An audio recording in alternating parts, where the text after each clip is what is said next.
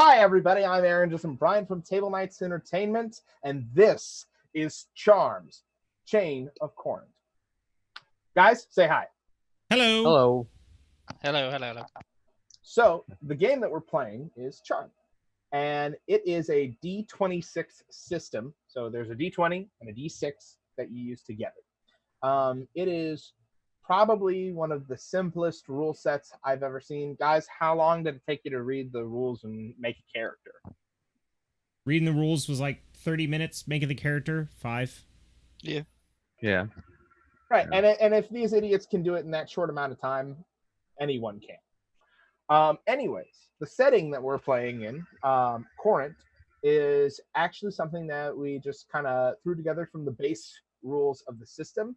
But the book itself will come with a bunch of different scenarios in it that I actually helped to write some of. Love them. But you can do pretty much anything with this system genre-wise. It's genreless, it's classless, it's very, very simple to use. Anyways, getting to the thick of things. Corinth itself is an asteroid deep within the solar system called Ardius. This is far into the future where humans have mastered space travel, and it's actually a trading vessel itself. And they primarily trade iron, which is mostly what the asteroid itself is made up of, Corinth. The person in charge was an old war governor, and he has now become the captain of the ship, essentially leading through fear and manipulation, a lot of propaganda. The players are playing civilians, people with different jobs. Jarl, do you want to introduce your character? My name is Connor Michaels. I'm 58 and I'm damn close to retirement. All I gotta do is keep my head down and keep on working, and then I'll be able to leave the easy life. Unfortunately, as a space trucker, that's complicated. I have a sordid past, but so does everybody on this damn shithole. And I'm not gonna let that stop me. 6 more years, baby. Ethan. My name's Leo Holloway. I work for the captain. Well, kinda. Ever since my wife was unceremoniously killed, I've been taking out the trash, so to speak. Once I find whoever did this, well, we'll see what happens then. And finally, Sean. Hello. My name is Maximus Kane. I run a PR firm and I do all things public relations. All things. So, those are our players. In the city, there are 2 primary factions of power. There's the governor himself and the Reavers, a very zealotous religious clan of people who believe that freedom is the most important thing, even so much so that they kill people rather than take them as captives. There's also 3 minor factions: the Mercantile Guild, the Pathfinders, a group of scientists, and finally, a group known as the Foundation. The city paints them as terrorists, but they paint themselves as freedom fighters as well. Now, Connor, when last we left, you were leaving Rudy's diner, weren't you? That's right. Now, why don't you tell us what Rudy's diner looks like on the outside? Rudy's Diner is humble. Well, honestly, that would probably be generous.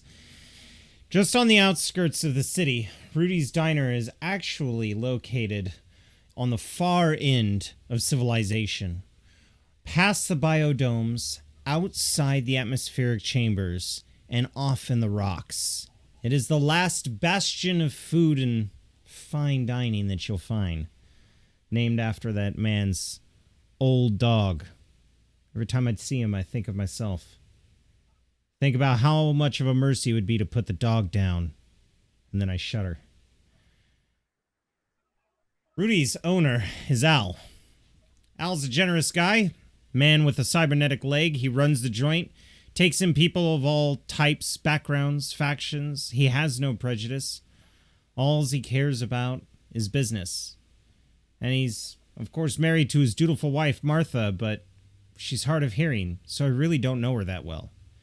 She is a woman you could tell was beautiful back in the day. For some reason, stopping at this place, it just makes me realize that this is the only home I've got. But I've just been offered an opportunity. And I step outside their little diner, walk across what could be described as a paved surface on the asteroid, but it's actually just sheared flat. And I've got the cab of my truck sitting out there. Now, my truck is olive drab. There are no logos on it because I don't really work for anyone. But there's like the normal literature, what the gross weight is, the fuel capacity, all of the alarms. There's scarring all over the ship from atmospheric burns I've done, as well as repairs that I've done to the ship myself, because I'm kind of a loner. I don't really have any friends, and I've never thought to hire a crew. The ship technically needs 3 or 4 people to operate it, preferably 4, but I can make do with 3. But honestly, I just prefer the solitude. I walk up to the ship, open the hatch, and right now I'm in a spacesuit. It's just an exosuit. It's got bulbous shoulders, a helmet, and with the weightlessness of the asteroid, there's a little bit of gravity on it because of the centripetal force, but I pull myself inside the cab, hit a button, and the door shuts. All the lights flicker on. It's this really annoying, buzzing, fluorescent sound, and I move over to the pilot seat, which has a seat belt like one of those roller coaster safety racks that comes down.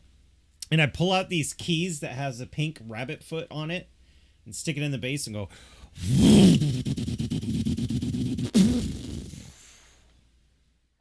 Son of a bitch.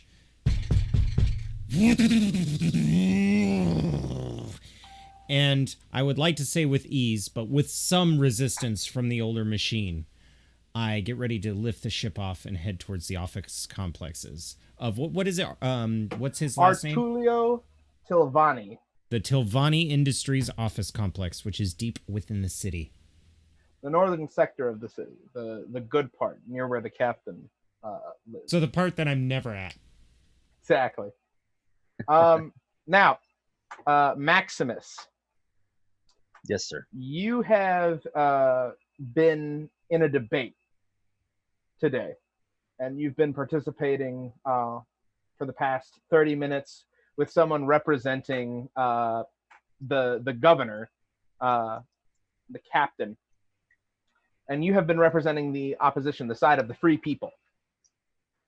So the questionnaire, what do they call someone who asks questions, or who asks the questions at a debate? Anybody know? Mediator? Yeah, the mediator. Thank you.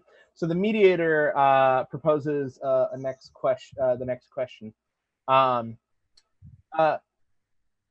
Sir Maximus Kane, what do you intend to do about the rampant terrorism caused by the Foundation? I'm going to steeple my fingers in kind of a power position. I'm going to lean onto the podium. I'm going to look directly at the mediator, casting my eyes across the crowd that had gathered to watch the debate.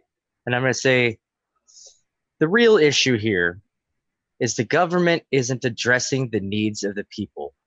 There'd be no need for these, and I'm going to use terror cells, if the government were to do its dutiful job. Okay, so we're going to have our first check here. To understand how the game works in relation to your character, there are a few things we must cover. During the creation of the game, the GM chooses the power level of the game. Power levels help establish the expectations of what the character can accomplish in the game. Regular people, for example, might struggle to lift a sewer lid. Some heroes, on the other hand, could throw a dumpster quite a distance. In this campaign, the GM has informed us of the setting that we are playing in, as well as power level, which was talented. The talented power level makes the characters fairly mundane, but they have special training and certain skills that give them abilities that go beyond the scope of normal human capacity. The characters comprise of an archetype that describes the level of their basic skills and their functions. The skills and capabilities are agreed upon between the GM and the player that match the genre and power level of the game. The nature of the character describes how it interacts within the world. This can be a descriptor of the character's philosophies, personality, or behavior. It could be advantageous for a player, granting them boons, or disadvantageous, causing them to behave in a certain way despite the risks. Each hero starts with 3 aspects at level 1 and can gain more as they progress through the game. Aspects are terms that describe the skill sets awarded to a character based on the archetype that was chosen. Aspects determine a character's abilities, and they can also augment a hero's ability to succeed at skill challenges. Multiple aspects can be used to accomplish the same skill check depending on the situation. At level 1, the first of the created aspects gains 4 activations, the second aspect gains 3, and the third gains 2 activations. Actions that are special and fall outside of the scope of their basic capacity are called abilities. Once an ability is created, one of the aspect's activations are used. For example, the aspect Prepared can come in useful when you are armed with a melee weapon and a ranged enemy is attacking you. You can call upon the Prepared aspect to create an ability to pull out a throwing weapon that can be hurled at your foe. The GM chooses the DC of the skill challenge, and the character must roll a d20 and a d6. If the roll on the d20 does not meet the skill requirement, and the ability the character is performing falls within one of the character's aspects, then the player can spend an activation on one of their aspects to add the result of the d6 to roll to enhance it. Abilities can be used by spending an aspect activation to re-roll if the roll of both dice fail completely. You can only use an ability once during your turn, but you also have the choice to use an ability as a reflex during another hero or an NPC's turn. A reflex ability can only be done once before it is your turn again.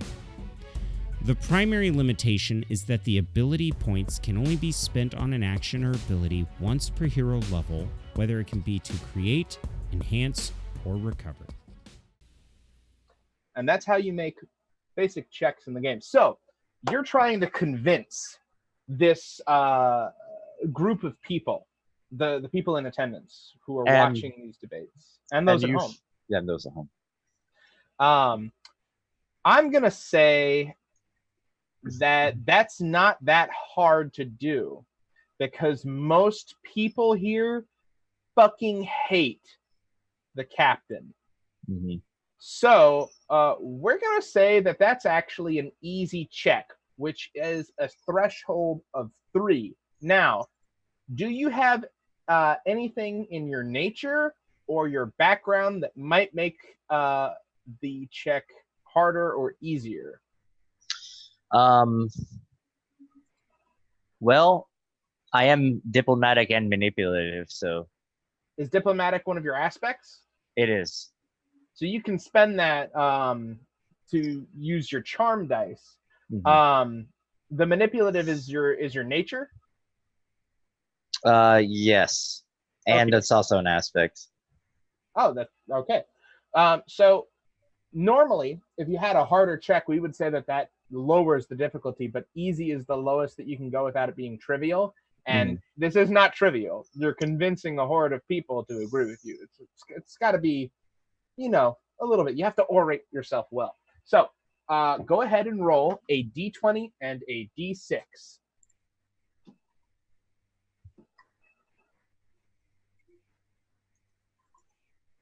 Wow.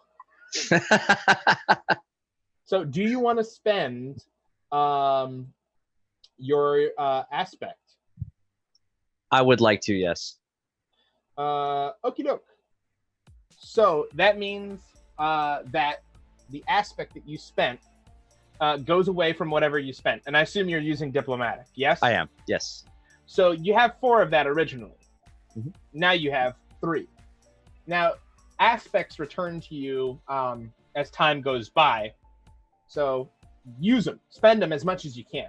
But you rolled a 10, which means that you succeeded by 2 levels higher than what was needed. So that means you get a cinematic. So when you roll 2 or more levels over the challenge rating, you gain a cinematic. And a cinematic allows you to add an unintended benefit to the success with the GM's approval. That benefit can be additional damage, or gaining an advantageous position over a foe, learning additional information, or swaying a person completely. It's up to you. I just have to approve of it. So how do you want to handle this roll? I would like to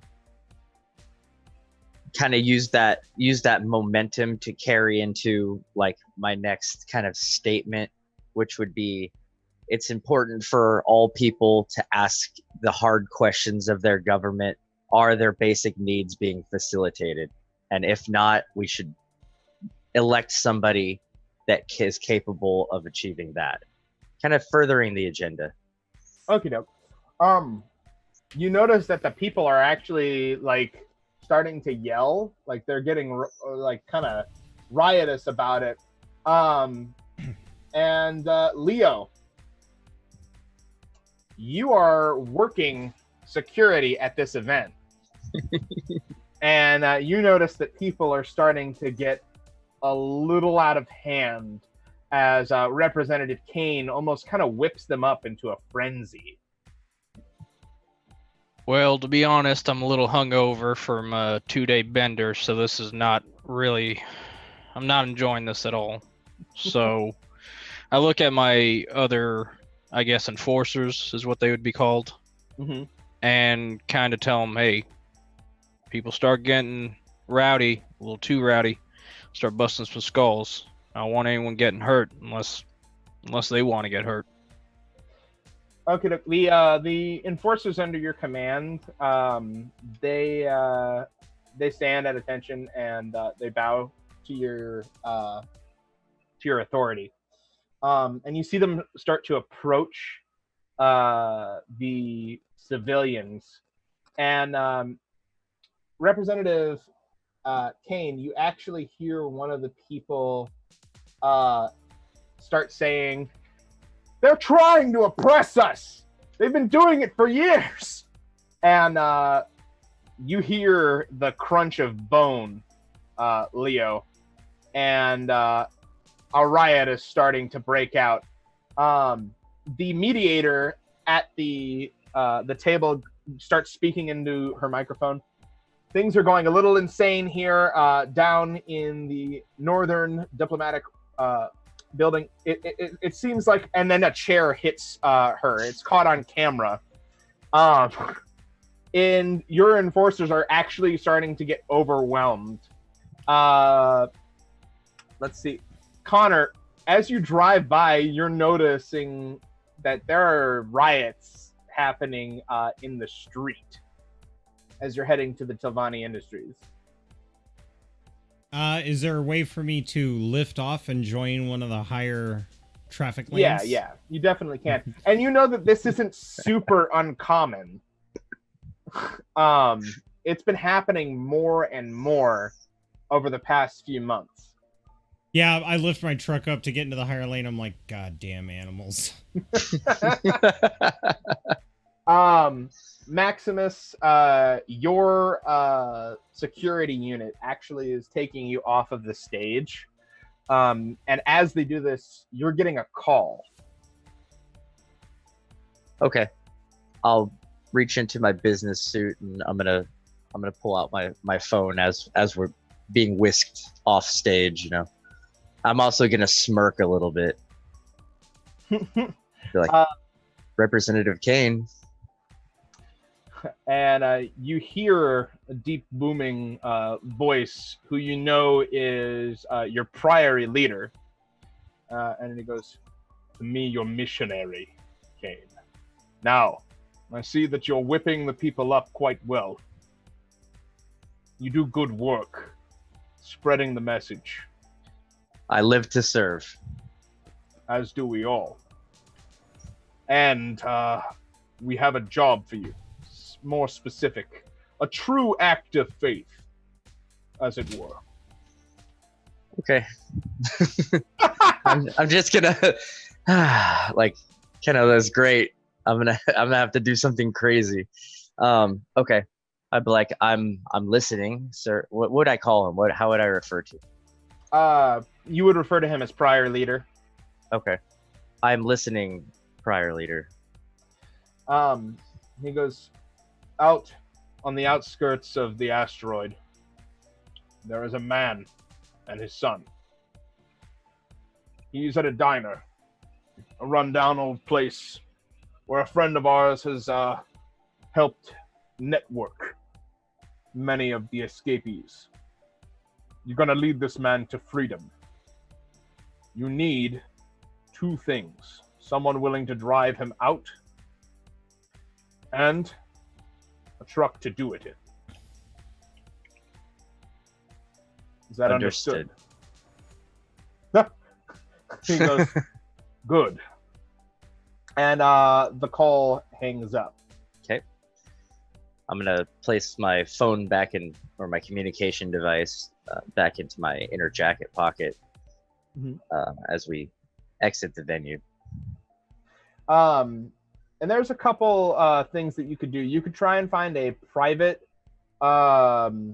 trucker. You could try and contact one of the local businesses. The best business, though, in terms of transporting cargo, is Tilvani Industries. And they're in the northern district. It's basically the most high class in terms of packaging and exportation. Okay. Is it?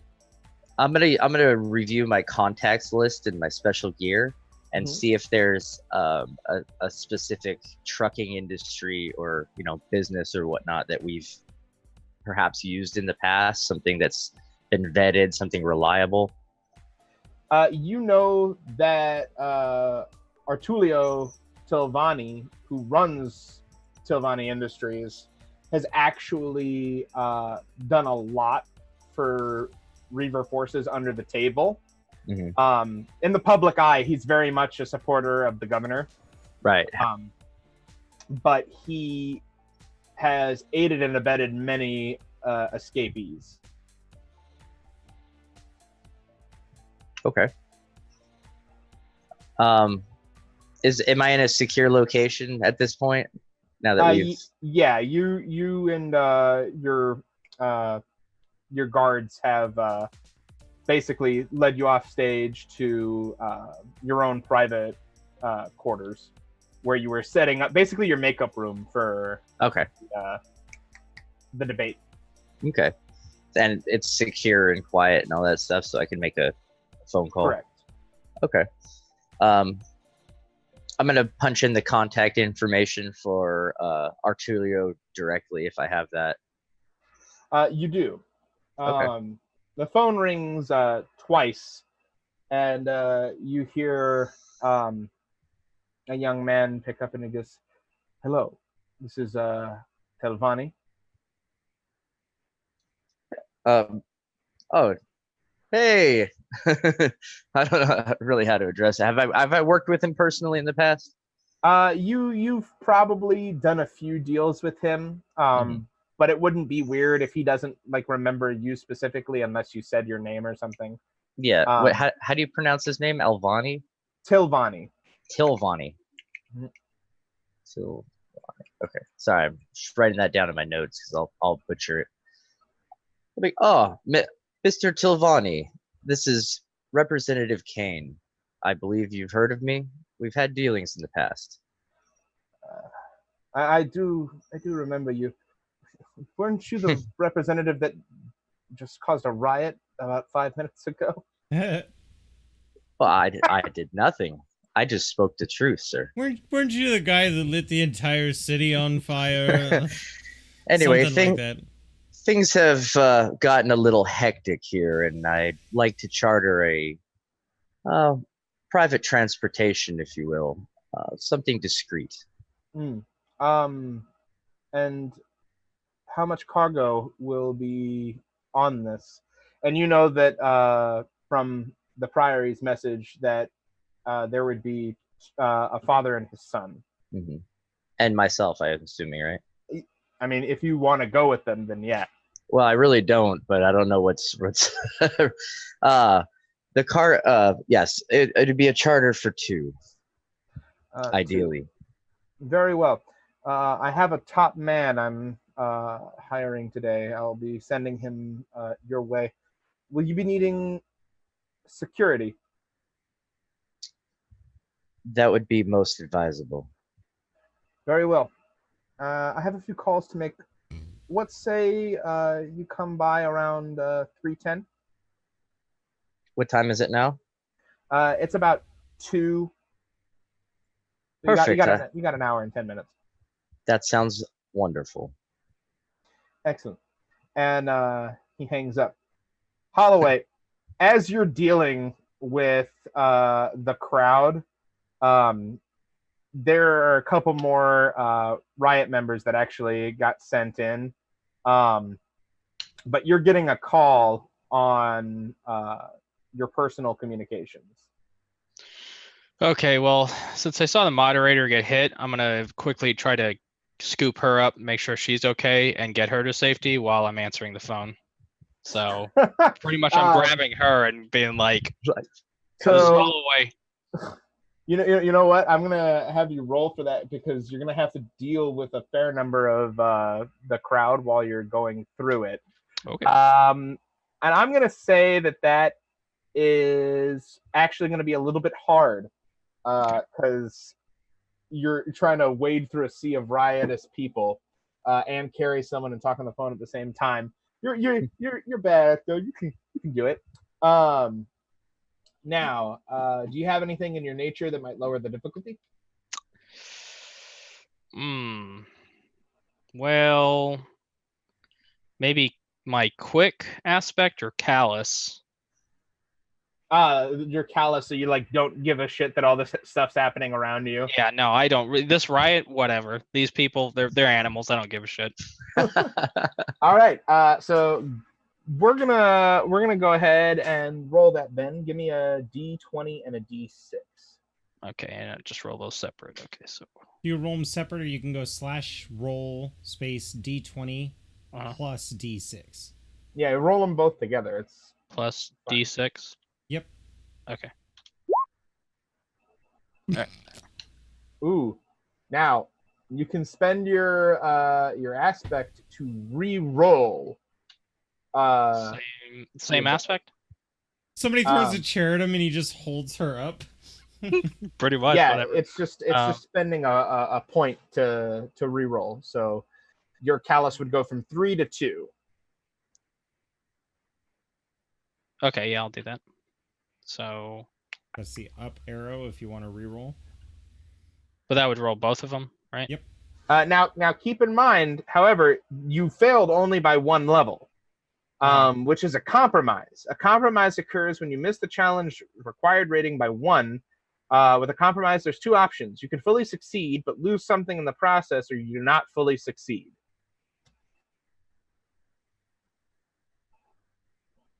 Now losing something, would that just be gear I'm losing, or just like physically? Not necessarily. It's based on the action taken. So you could be getting some physical pain from like all the like bodies around you.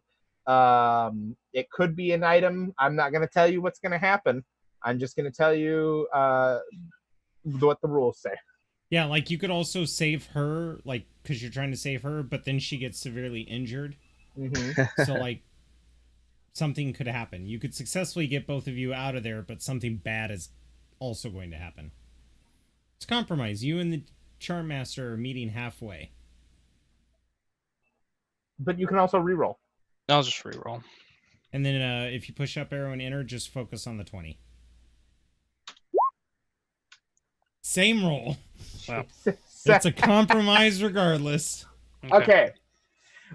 So you end up pulling the woman out, but while you're trying to answer your phone, you end up getting like almost shanghaied in the stomach. A knife ends up dragging across the left side of you, and by the time you turn around to see who did it, that person's probably lost in the sea of people. You're going to take 1 point of basic damage, and we'll describe to you exactly how damage works. Cut away. So basically the ticks of damage that you have, so you have 4 physical, right?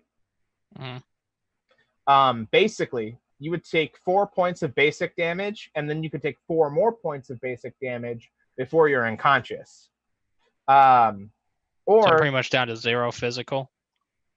Well, a better way to look at it is 4 physical means that you could take 4 like vital wounds.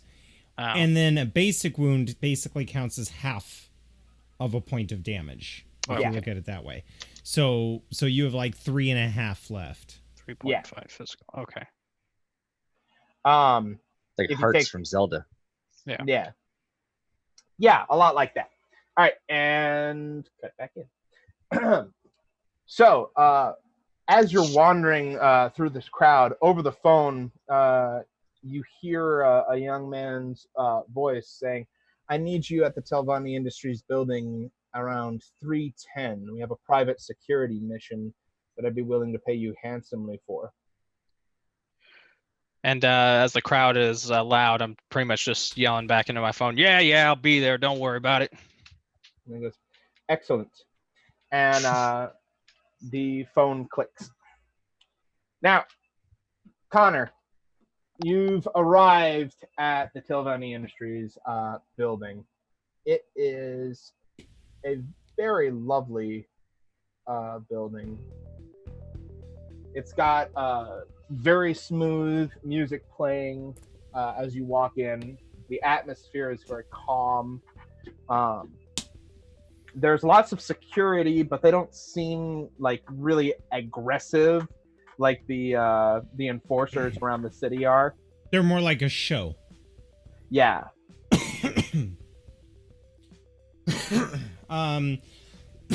Sorry, I have some water to help with the cough. So basically, Connor is no longer wearing the atmospheric suit. In fact, he's wearing 2 boots. And I say 2 boots because one of them's just your standard like hiking boot, and the other one's a shin high boot.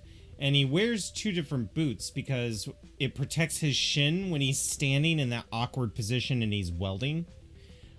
His pants are a canvas, a thicker military style canvas. One would say he looked like he used to be part of the military. They even have like digital pixelated camo print in the urban setting. And then his shirt is a greasy wife beater that he's wearing, covered in mustard and beer stains and the like. And he's got a leather flight jacket on the outside. Now, the flight jackets are important because it allows him to hook up his vitals to the ship. When you're breaking atmospheres, sometimes the G's get so big that the ship pumps you full of juice to keep you awake. So it's the jacket itself has these plugs where the hoses attach. And on this left armband, it actually has a patch of his truck, and it says Connor Michaels Shipping. And then underneath it, there's a quote: "None of the bullshit, all of the cargo." And he's got sunken in cheeks, a short cropped beard, much like a veteran would wear, but not like a hipster Santa beard, just something short cropped so that there's purpose to it.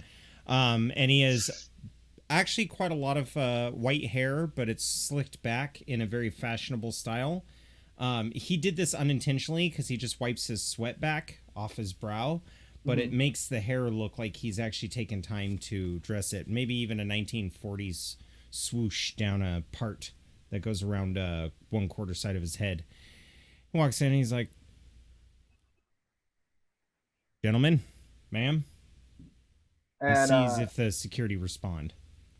You see a female security officer approach you with a board and say, "You must be Mr. Michaels." Mr. Michaels. Connor's like, yeah. You must be a security officer, and I don't Nice to meet you, security officer. It's Michelle. Michelle. A pleasure, Michelle. Just direct me to the boss so I can get my contract signed. I would like to start work immediately at 3 in the afternoon on trucker time. That's real convenient. To me. So you actually are taken to a back room with a conference table. There's actually a fair amount of decent food on the table. It's cheese, fruits, and there's even a bottle of wine. I think And- first thing you notice, because Connor's low income, is that he digs into the cheese. Because anything made by animals on an asteroid is going to be hella expensive. So oh yeah. he doesn't even hesitate. He sits down, he grabs a hunk of brie. He's like, Artulio looks at you and goes, "Oh, please, by all means, dig in." I move forward and I actually grab 3 more hunks, lift up my ball cap, put them on my head, and put my ball cap over. Oh, that's gross. When I don't got no pockets. Oh man. Mm. That'd probably be grosser too, because they'd be covered in grease. All right. He kind of looks perturbed when you do that, and he just bites his lip and he goes, "I thank you for coming in at such an inopportune moment for yourself." Well, you did, after all, lose a bet. Very true. But that bet got you a job, didn't it? Why the hell am I sitting way over here? And I stand up and move and sit next to him. Can you control the token? No, you didn't give me ownership. Dang. There you go. Go ahead. There we go. And I sit down. And he goes, and he slides you an agreement. It's basically a piece of paper in a pen. I am carefully reading it. I don't have a union to protect me, so... That's very true. You're not a lawyer either, are you? Let me check my character sheet. That's a big negative.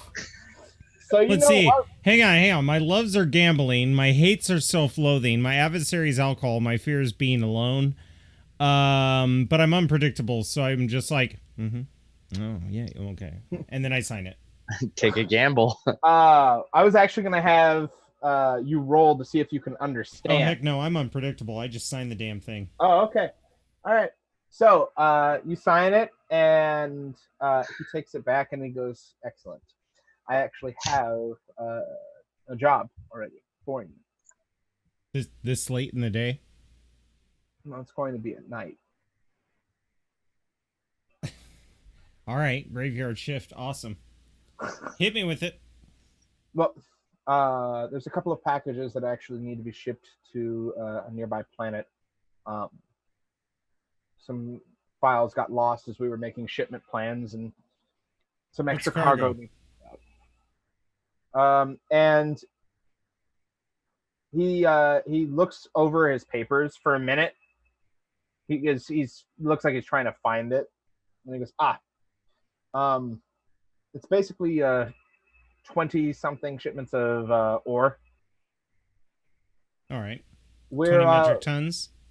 yeah, we're going to be fitting your truck with a drill in case the asteroid field gets a little unseasonable.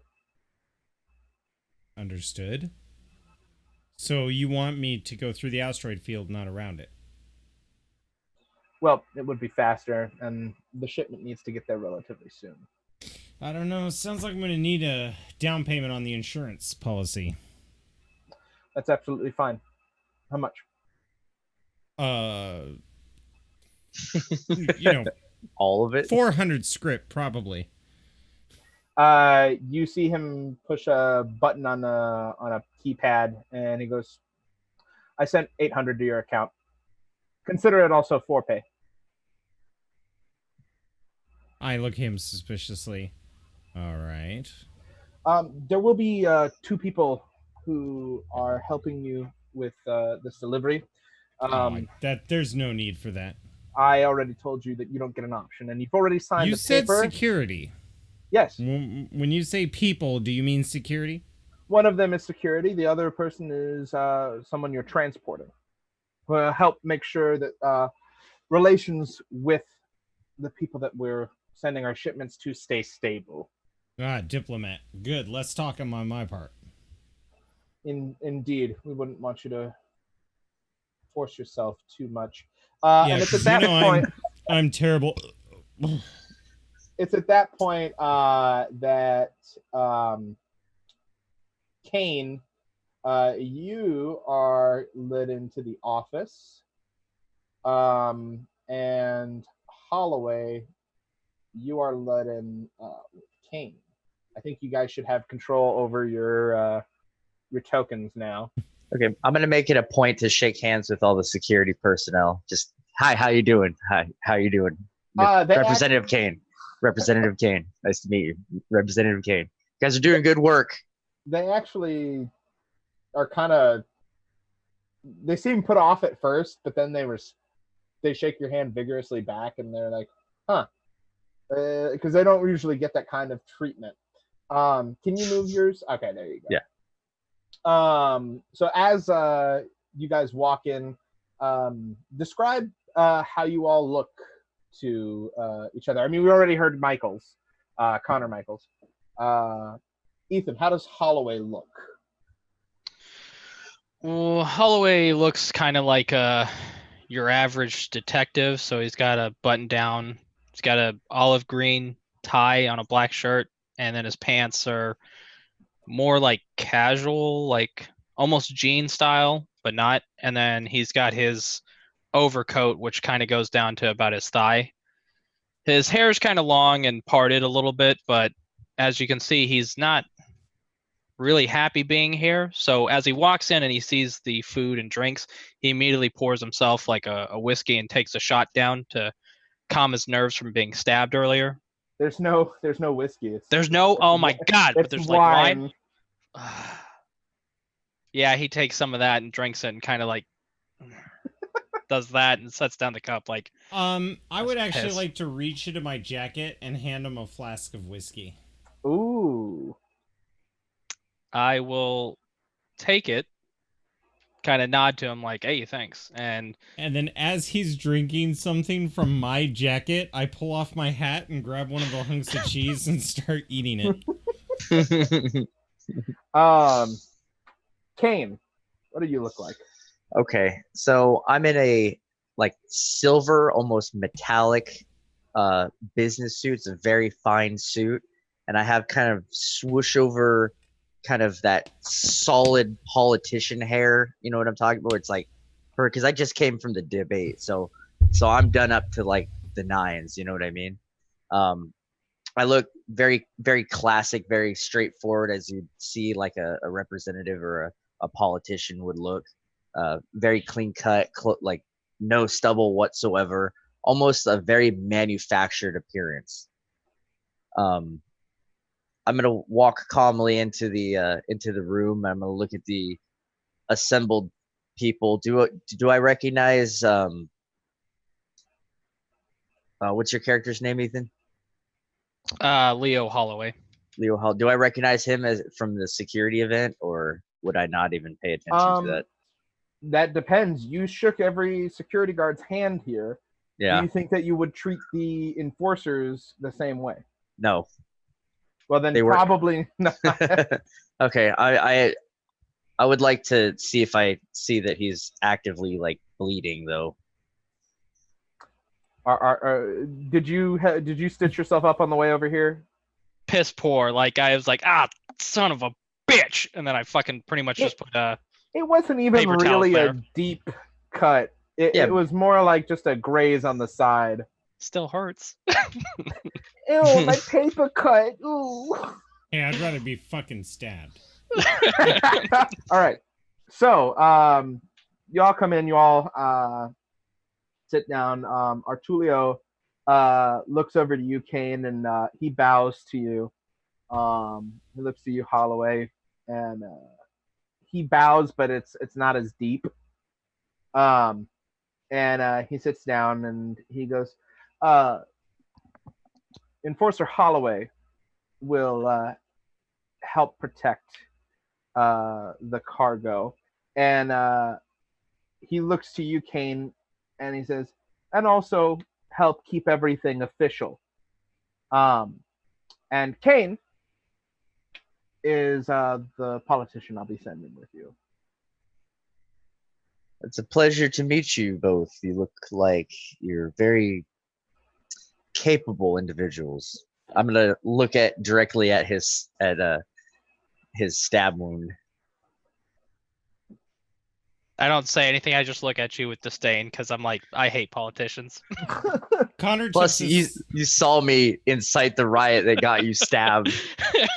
Connor tips up his hat a little bit so he can get a better look at Max, and he's like, "You look like a goddamn roll of duct tape."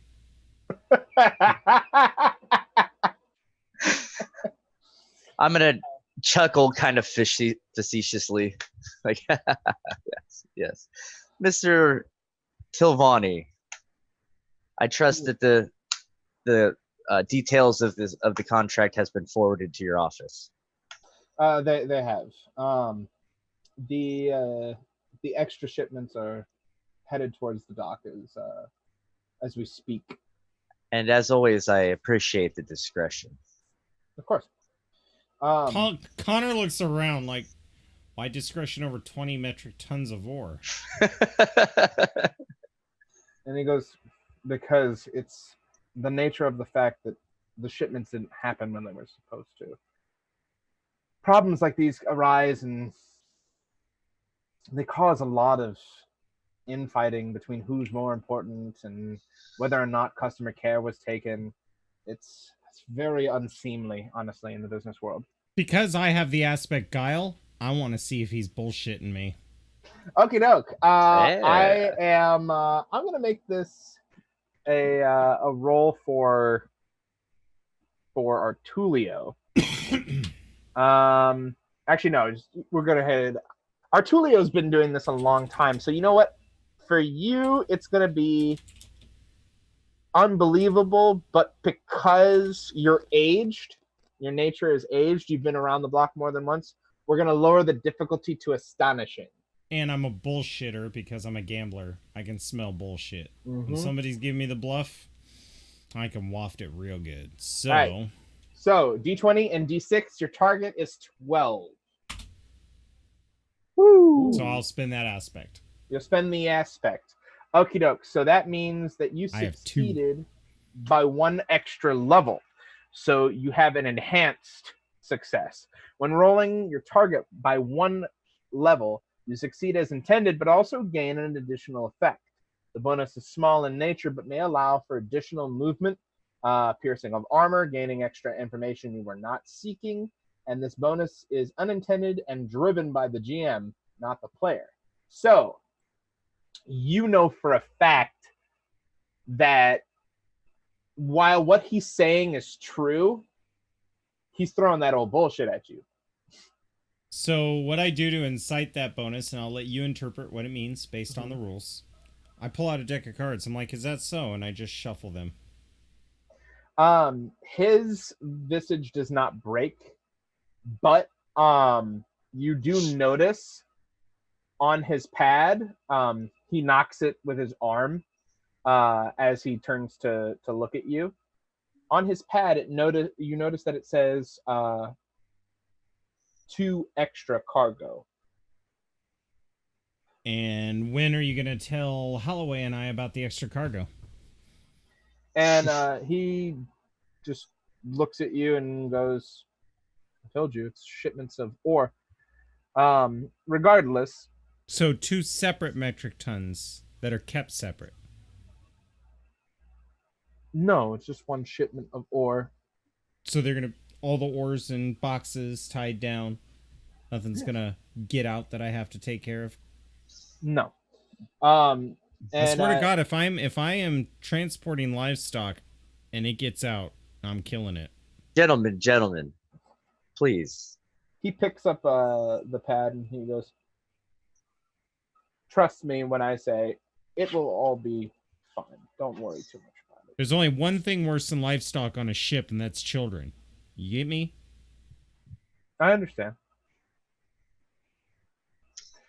I'm And, gonna go ahead. Mr.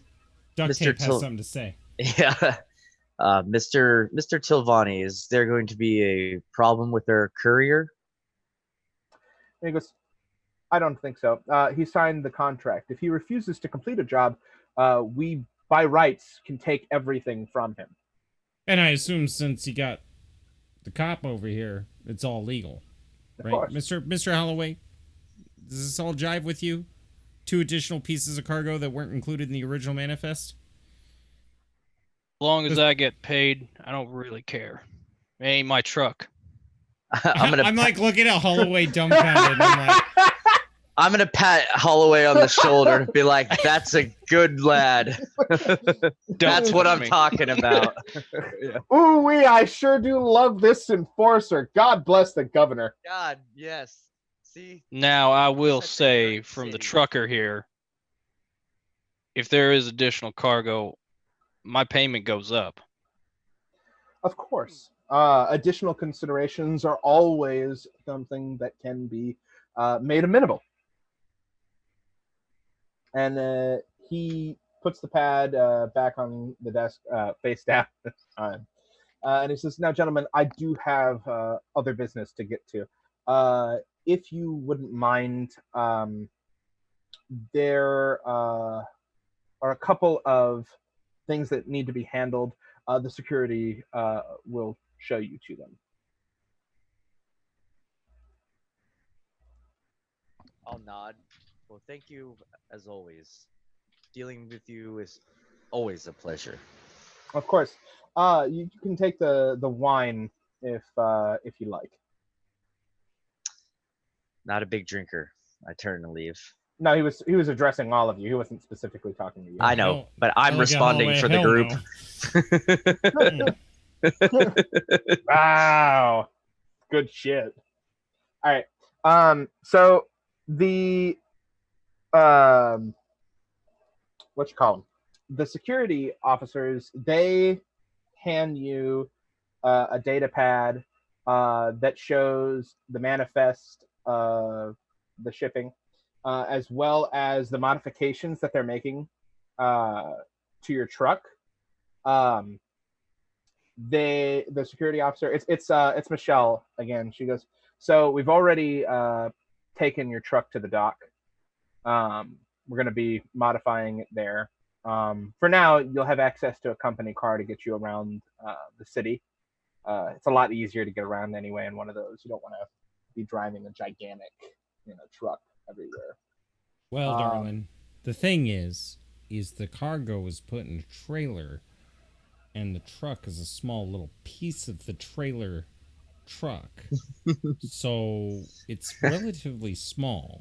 She blinks her eyes really slowly, and she I goes, know it's a machine. You don't understand it. But she shoves the manifest into your chest, and she says, "As I was saying, laser drills will be added to your truck to make navigation of an asteroid field a little easier, as well as the mags on your truck being upgraded so that you can carry the required shipments." oh, that's good. They were going out. I look at Leo Holloway. I mean, they work. They're legal. They're legal. They just needed some work. Liz course just it did. All right. So the manifest says that you need to stop by Al's Diner before heading to the cargo bay. That's weird. Take a look at this, Holloway. And I don't even look at him. I just hold it over my shoulder. I'll take it from him reluctantly, like, what? Al's Diner isn't an ore cargo drop-off facility. It's a diner. I'm gonna. I have suspicion that they deal in drugs, but not ore. I'm just gonna chuckle. Gentlemen, have you ever had beef? I turn over towards him. I'm like, I'm about to have some beef unless you let the nice gentleman and I have a conversation. Is that understandable? I was trying to treat Because you. we're going to to share a lot of beef right now. I was trying to simply treat you to a meal, sir. No offense. I could eat. Then let us stop by the diner without incident or unnecessary questioning. I just give him the squinty eye. I don't say anything. I've already signed a contract. All right, let's head out. You first. I'm gonna I'm gonna look at Connor Michaels. After you, sir. I fucking hate this job. Turn around on my heel and start heading towards the exit. All right, so you head outside, and there's an actually really nice company car waiting outside for you. It even comes with a driver, an automated driver, but you know.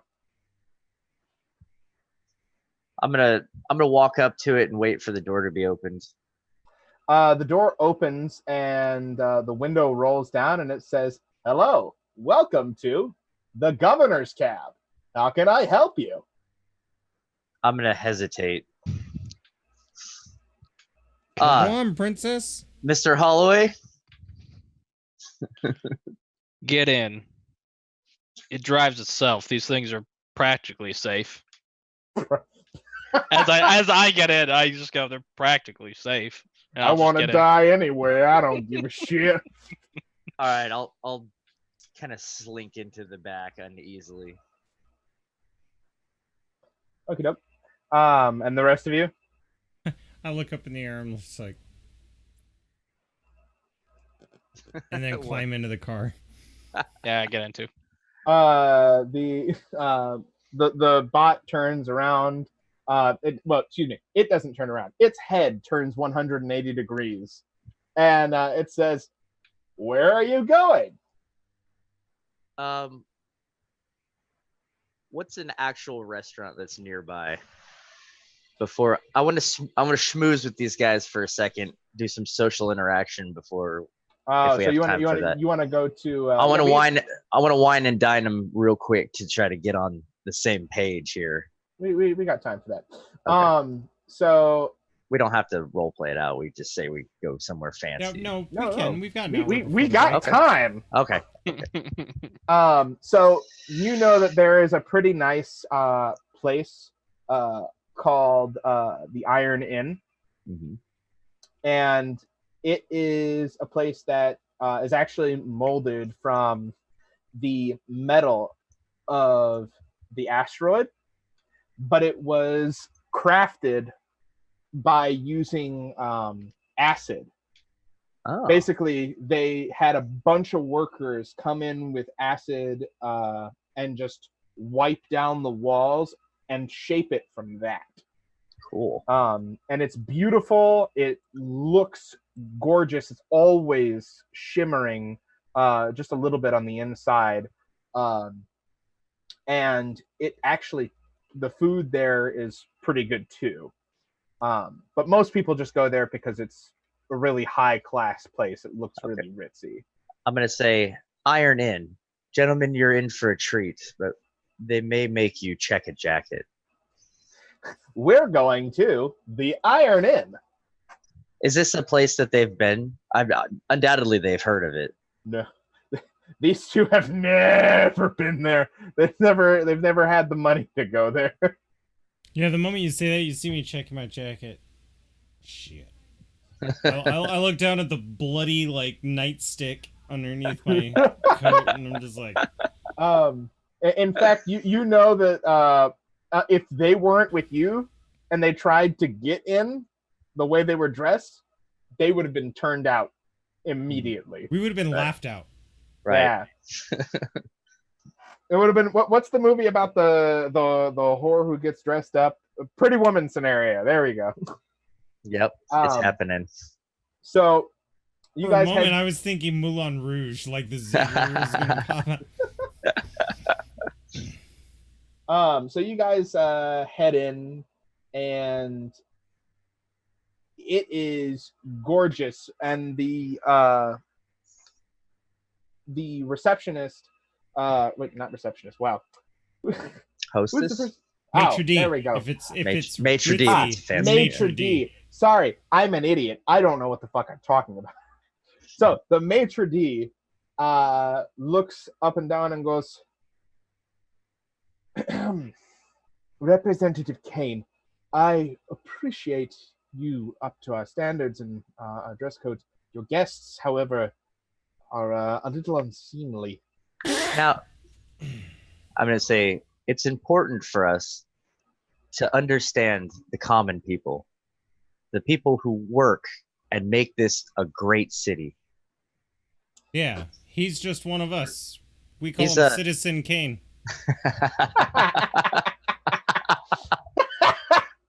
Yeah, he's gonna wine and dine How us. long have you been waiting to say that joke? I've been waiting to hear it. The since moment I typed his name into the overlay, I was like, I'm gonna pocket that one. Yeah.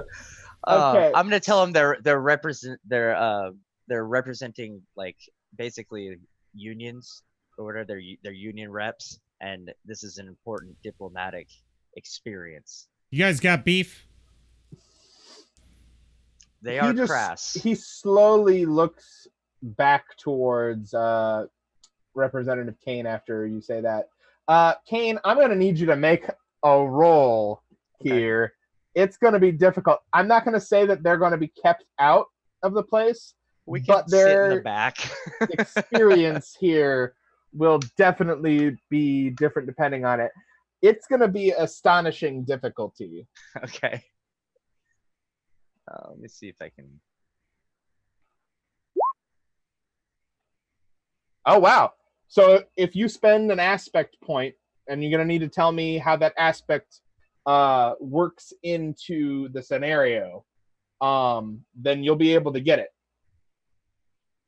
Okay. I'm gonna spend a manipulative aspect point, and I'm going to slip him a few extra credits. Okay.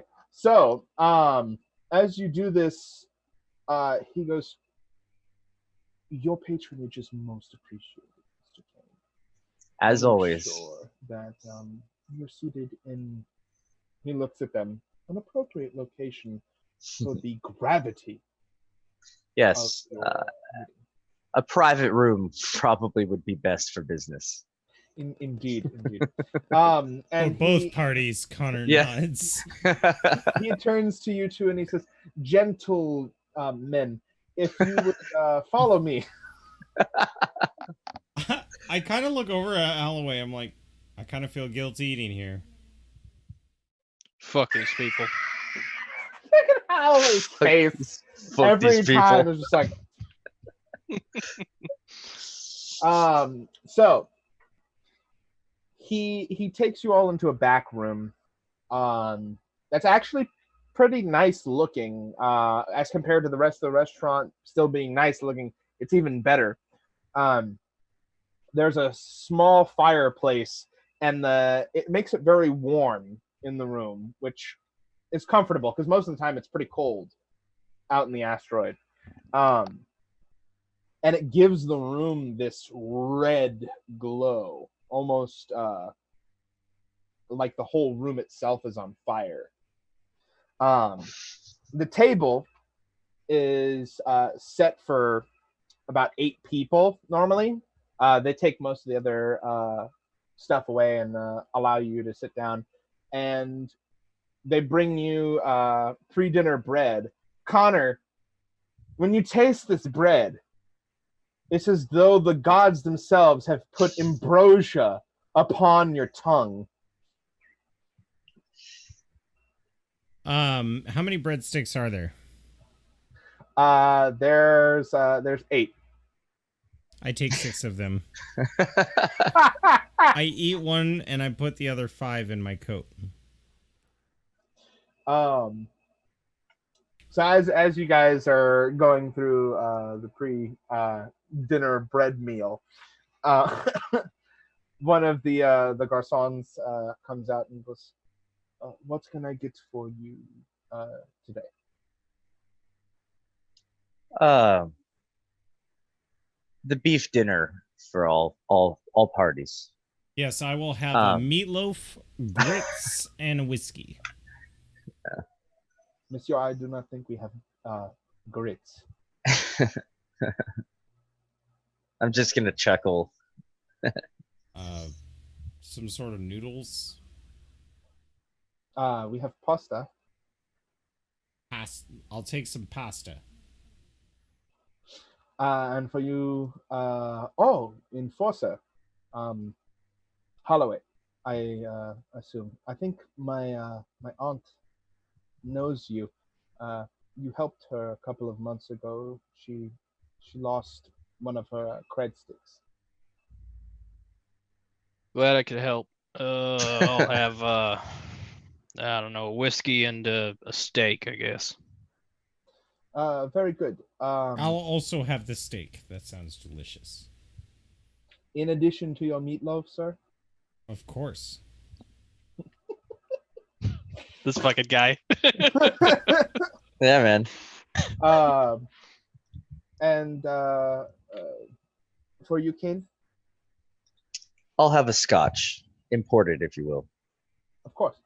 And he leaves. I half expected Kane to be like, "I'm famished. I'll have a water." Yeah. Well, this is a casual dinner, so I'm having a drink. He leaves you all for a little while. Okay. As soon as he leaves, I'm like, all right, gentlemen, let's cut the bullshit. You guys help. You guys will. You guys do this job quickly and quietly, and you'll gain great favor in addition to most likely reoccurring employment. With whom? With whom does not matter. Oh, I beg to differ. Well, anytime, yeah, Holloway knows. Anytime you hear that, if anything, you'll gain my favor, which, as you can see, could be quite advantageous. Listen, I've been bribed before, or at least attempted. It don't work. Now I'm gonna enjoy this meal. I'm gonna enjoy this whiskey that they're gonna bring. I'm gonna do this job, and I'm gonna get paid. I don't give a shit about you. I don't give a shit about him. Good. Mr. Kane, could you arrange it to where I don't have security personnel on my truck in future jobs? I'll see what I can do. Nothing, no offense to you, Holloway. You're actually quite pleasant. I understand an enterprising individual such as yourself has specific needs that are, let's just say, extracurricular to the law. No. Never broken a law in my life, actually. I just prefer to be alone. Understandable then. I fought in the cab. However, yeah, that should be a pleasant journey. However you want to qualify it to yourself, I say.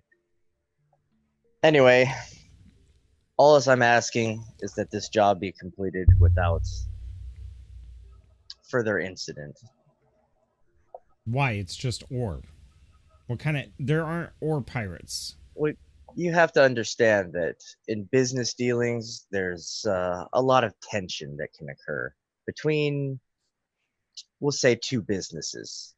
If one business sees differently, someone else's ore. If one business sees differently than the other, say, shipment is delayed, or the cargo isn't up to specifications, there can be a lot of tricky negotiating involved. And I would like my job to be as easy as possible, just like I wish that your job is as easy as possible. If you wanted my job as easy as possible, you wouldn't have started that riot earlier. I only spoke the That was truth, you sir. son of a bitch. Look, I'd take 3 detours to get to my appointment. the people of the city must understand certain fundamental aspects of what their entitled rights are. It's The just rats. my job. to relay the message. Yeah, while you sit up here and enjoy a nice steak dinner, and they're starving down there. Now you, sir, are also enjoying a nice steak dinner. He got you there. You really are. You understand that in an ideal world, everybody can enjoy a nice steak dinner. That's called a fairy tale. There are those that have and those that have not. No, That's just sir. how it is. That's called a dream, and I believe in the dream. This sounds like some Reaver bullshit. Sure does. Oh. Next thing you're telling me, we're just gonna be carting people away in the semi truck. You know what I mean, Holloway? I'm gonna chuckle. It's at this point they bring your dinner out, the whiskeys, the scotch, the steaks, and it doesn't look like the meatloaf that you're used to, Connor. It looks much fancier, almost. Who puts plants on meatloaf? I like picking up some of the dressings, like, and the serving size is basically like a quarter of what you're used to. Excuse me, waiter. Yes. I'm gonna need 3 more meatloafs and 2 more steaks. Holloway, are you gonna be able to eat that small poultry some? I may have another. Yeah, 3 more steaks for the police officer. They get cranky when they're hungry. Of course, No. of course. And he goes to get that. I knew that the situation was bad in the lower regions of the city, but I didn't imagine that people were that hungry. We're not hungry. I pull out a breadstick. We do just fine with our grits. You lift It's your hat and you pull your cheese out to eat it with the breadstick. I'm just like, well, it just, people shouldn't have to scrape for what they can, what they can. Basically, like, if you weren't hungry, you wouldn't be ordering 3 portions. No. If the restaurant wasn't cheap, they wouldn't be serving child-sized portions to grown-ass adults.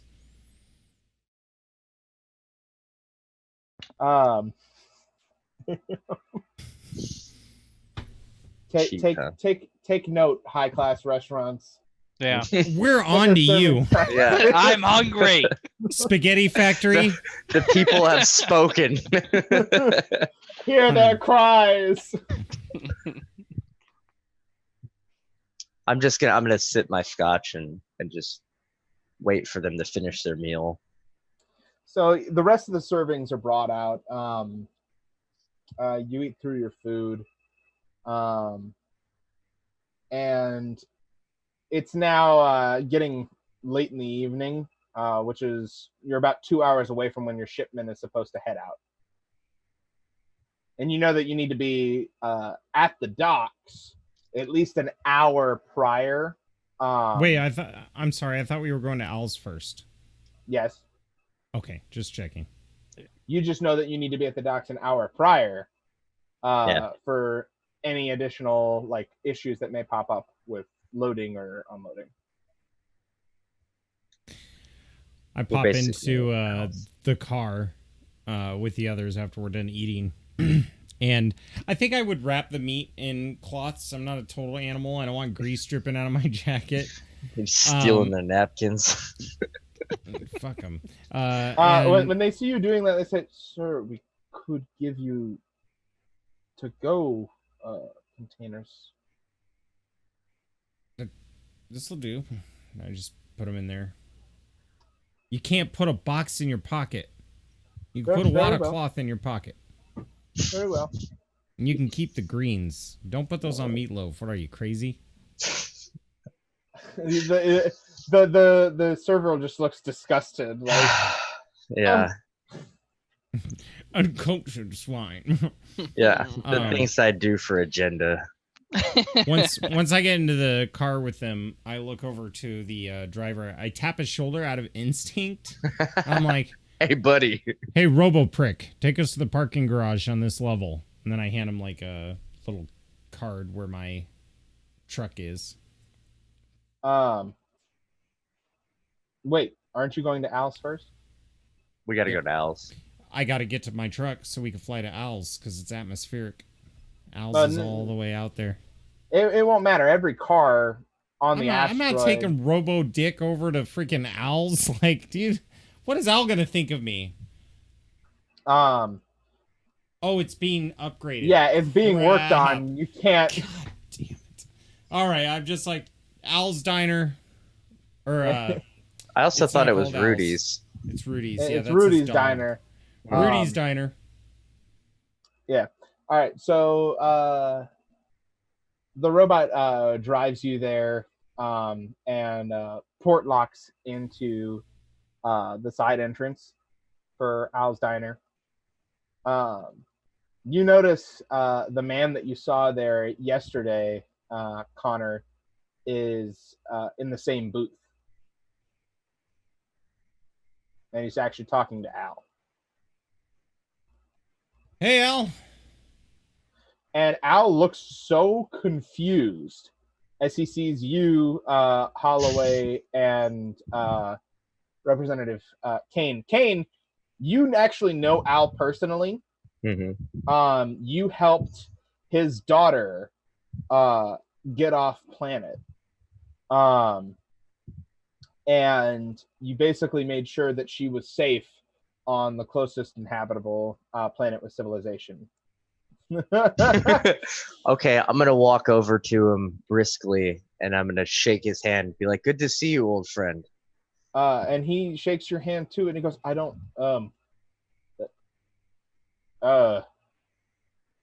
I'm handling this matter personally." Okay, but Connor, what are you doing here? Apparently, I'm his chauffeur, and I go over to Rudy and pull out one of the meatloafs and unwrap it and feed him the meatloaf. Rudy gums it because he doesn't have any teeth left. Yeah, that's why I gave him the meatloaf, not the steak. And he makes weird sounds that sound appreciative, though. You know, like Oh, you know, the sounds old dogs make. Geriatric dog.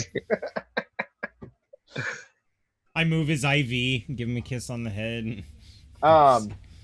Which, by the way, Al, he has a cybernetic leg. He's pretty overweight himself.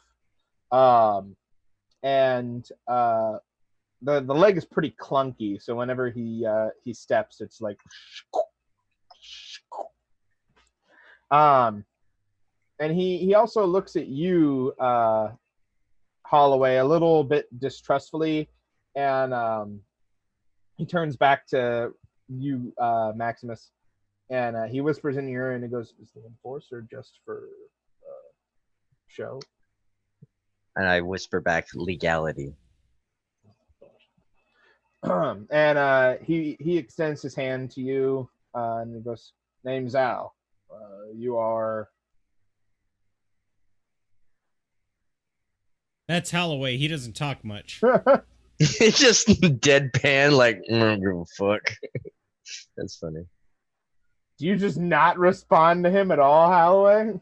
I just kind of look at him like I'm supposed to be the guy who's just standing in the back. Don't worry about me. He takes his hand back and he goes, "Awfully quiet fella. All right." So Al, stand up, dust my arms. I take it you know the deets of the job? Yeah, we have You also know I'm a simple man. Could you explain it to me in simple terminology so that my poor little... I'm sorry, Representative Kane. My poor little common brain will translate it better. Sure thing. You were gonna say something? Yeah, I'm gonna shoot Al a cautionary glare. Yeah.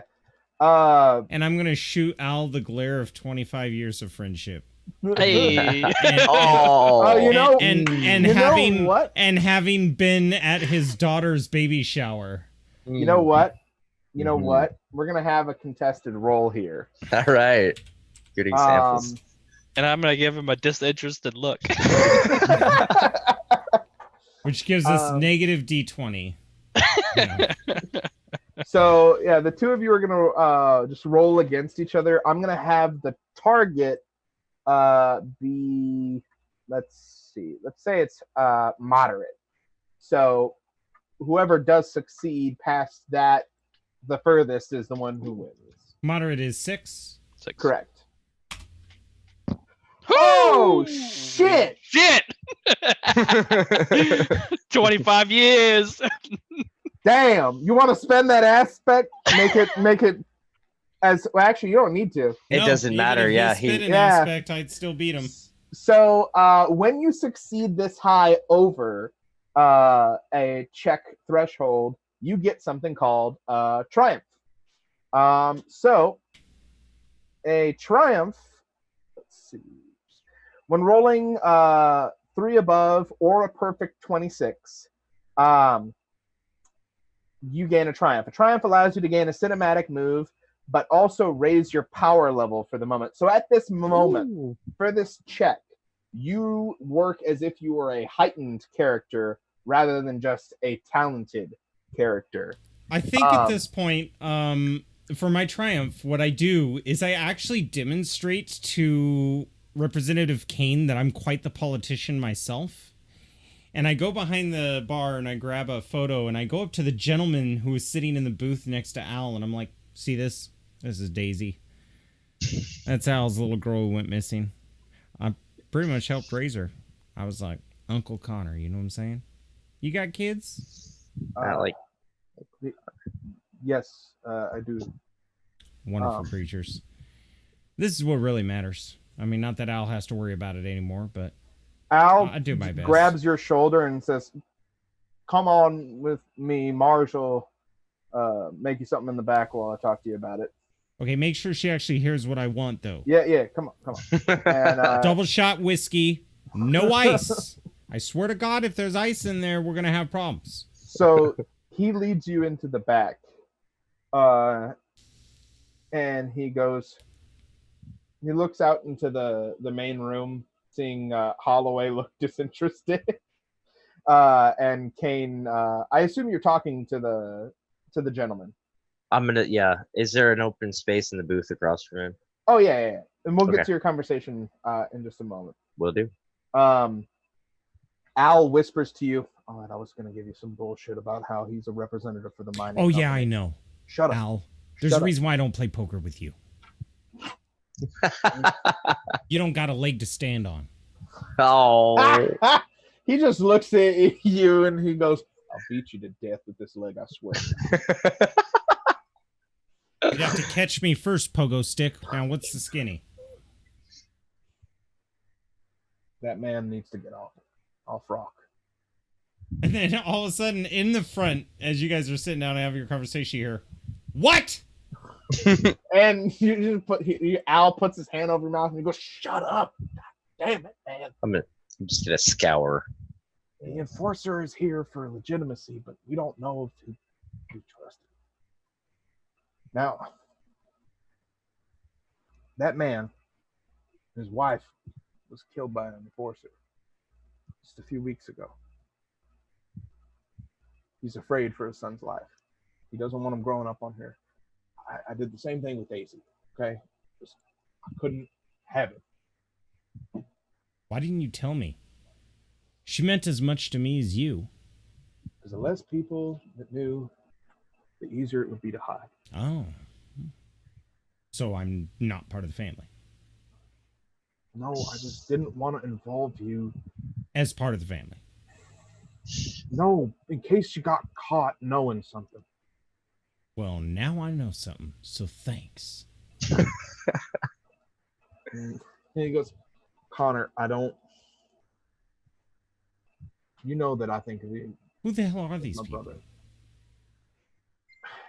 It's just a man." I don't mean him. I point to Representative Kane. I mean him. He covers his mouth a little bit, and he goes, "That's the other reason I didn't want to tell you about this. It's the Reavers that took them off planet. Well, all right then. I guess I got a job to do. He looks at you confused, and he goes, I could find somebody else if you. Al, you've known me for 25 years, is that right? Yeah. I'm not going to get sentimental and shit, but you wouldn't put me in this situation. And I know it was unknowing if you didn't believe in the cause. He looks at a loss for words, and he just goes, I appreciate you putting aside. I pull out my old beaten tablet that's like 20 models old. And as promised, I sent him 800 script. Get Marge a goddamn hearing implant. Marge turns around and goes, we don't have any more plants. Okay, Marge, sorry. Please, for the love of God, I will stop coming here. I swear to God. And he laughs, and there's a tear in his eye, and he goes, I've been wanting to tell you, I'm sorry.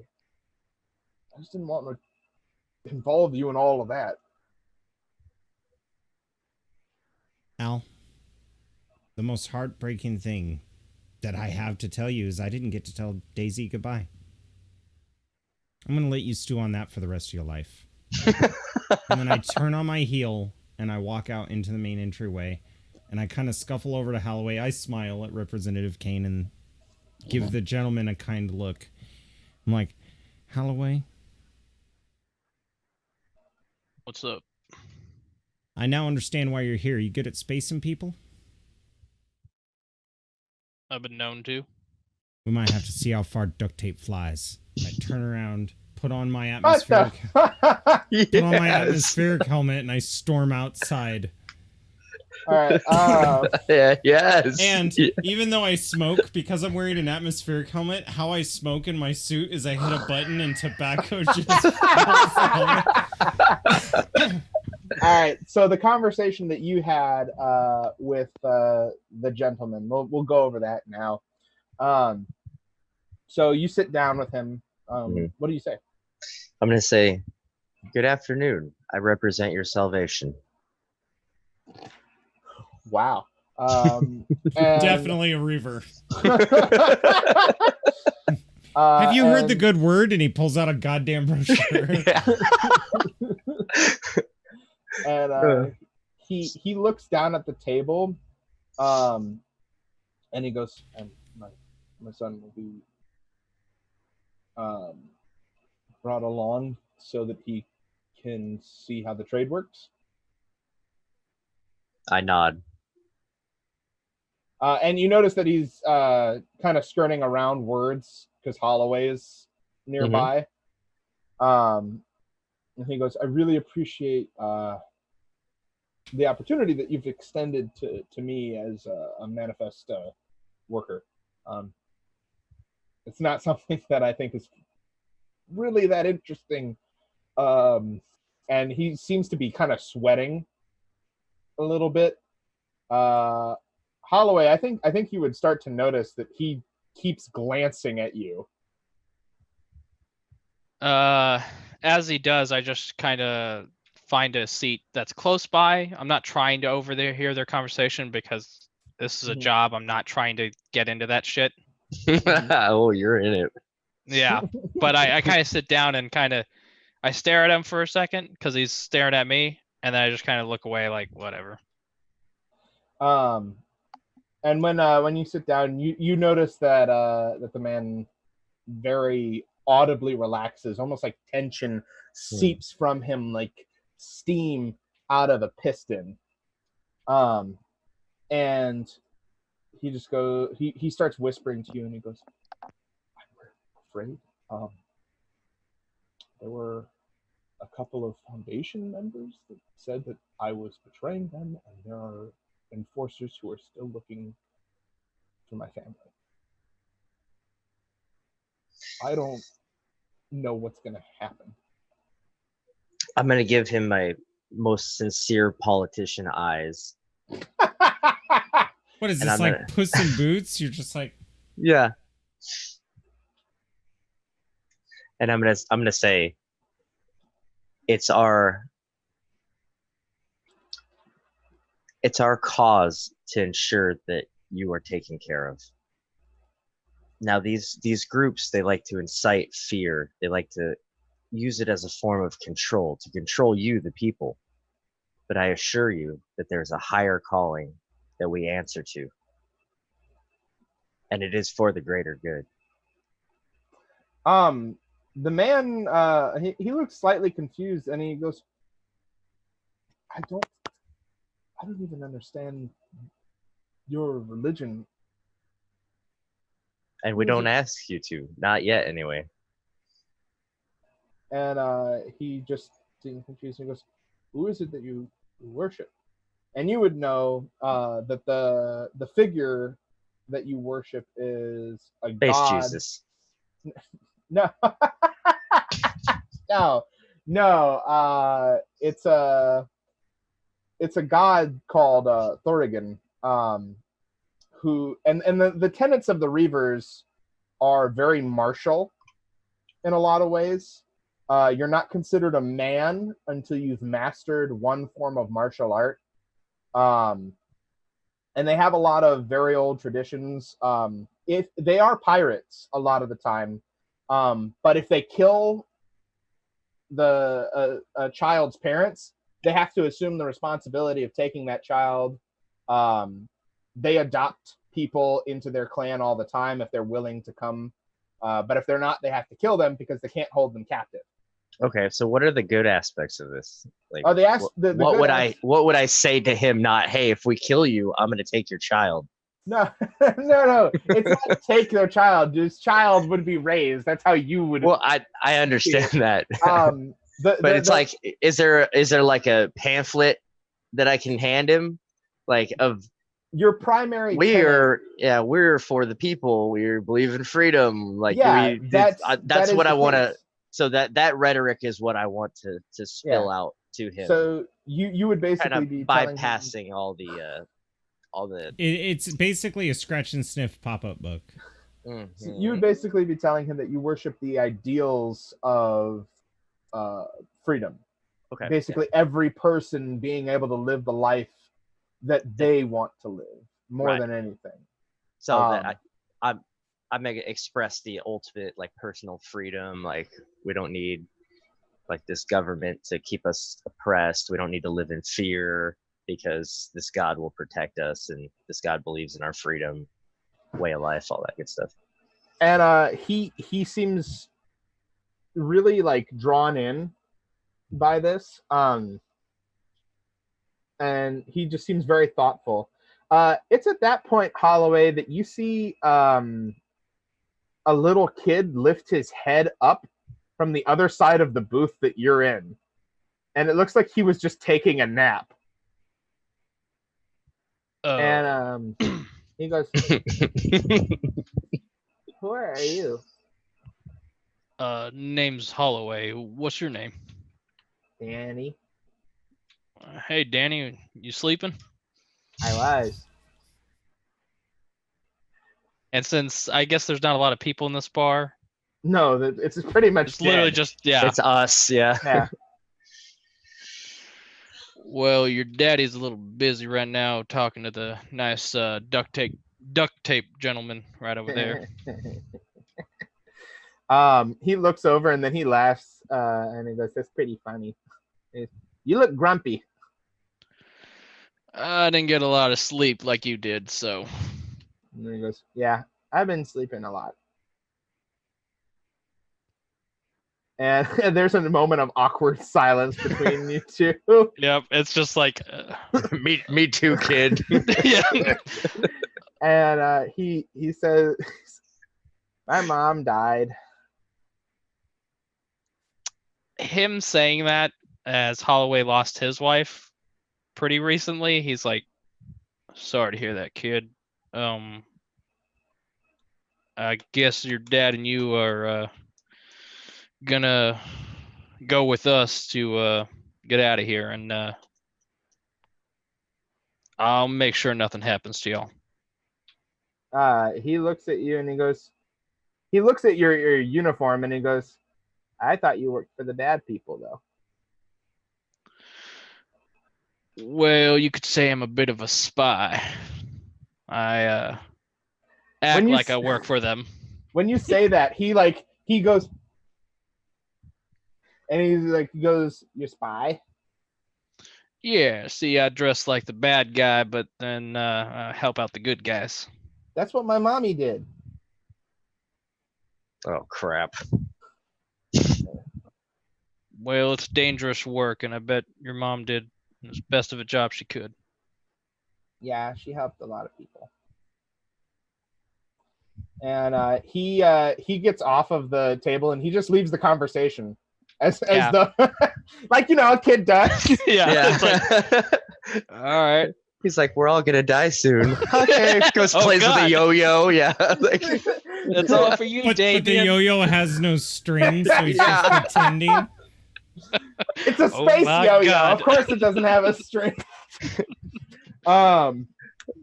So, the gentleman sees that his son's running around, and he goes, "Danny, come here." And he goes, "But I want chocolate milk." And he goes into the back. He comes out with the chocolate milk. Marge says, "I got him the milk."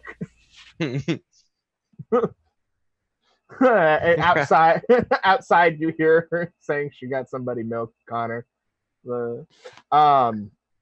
And Al looks to you, Kane, and says, "I think you all should be heading out soon. It's about time." I nod. Well, shall we? I'll stand up and fasten my suit back. Yeah. The gentleman stands up and takes his kid Danny, and puts his helmet on, and he says, "All right, you got to keep this on now." And you see that it comes with he put on this attachment to it. It's kind of like a big old plate of metal. And he has one on himself as well. It's like is that out of the ordinary? It's basically like an impromptu vest, like a bullet-resistant vest. Mm-hmm. Like the metal plates they wore on the invasion of Normandy. Exactly like that. And they get into the cab, and as you guys are coming in, the GovBot turns its head and goes, "Hello, welcome to the governor's cab." And the the man looks over to you and he goes, and he just stays quiet. I'm just gonna stay quiet and reassure him. I assume Holloway followed us out. Yeah. Once you guys got up, I just kind of took it to, like a bodyguard stance. Right on. We're going to the docks, right? Yeah. That's where. Connor, you're also in the car? Yeah, I got in the car after I saw him come out, and when I get in the car and open my helmet, just this plume of smoke wafts. You have to do that around the child. Oh, I'm sorry. I thought this was iron ore. And I tap on one of their metal breastplates. Seems like it's iron to me. Seems like iron never really cared about smoke before. What's your name, kid? Did you ever bother to ask it? I'm Danny. Hi, Danny. As you say this, you get a message on your data pad. It's a receipt from the transaction that you sent to Al. It's not a normal set of numbers for a receipt. It almost looks like it's a set of coordinates. And in the memo line, it says, "In case you wanted to say goodbye." I delete it. Ooh. And cold. The GovCab takes off, and we're gonna take a quick break here. Yes, we are at our 2-hour point. And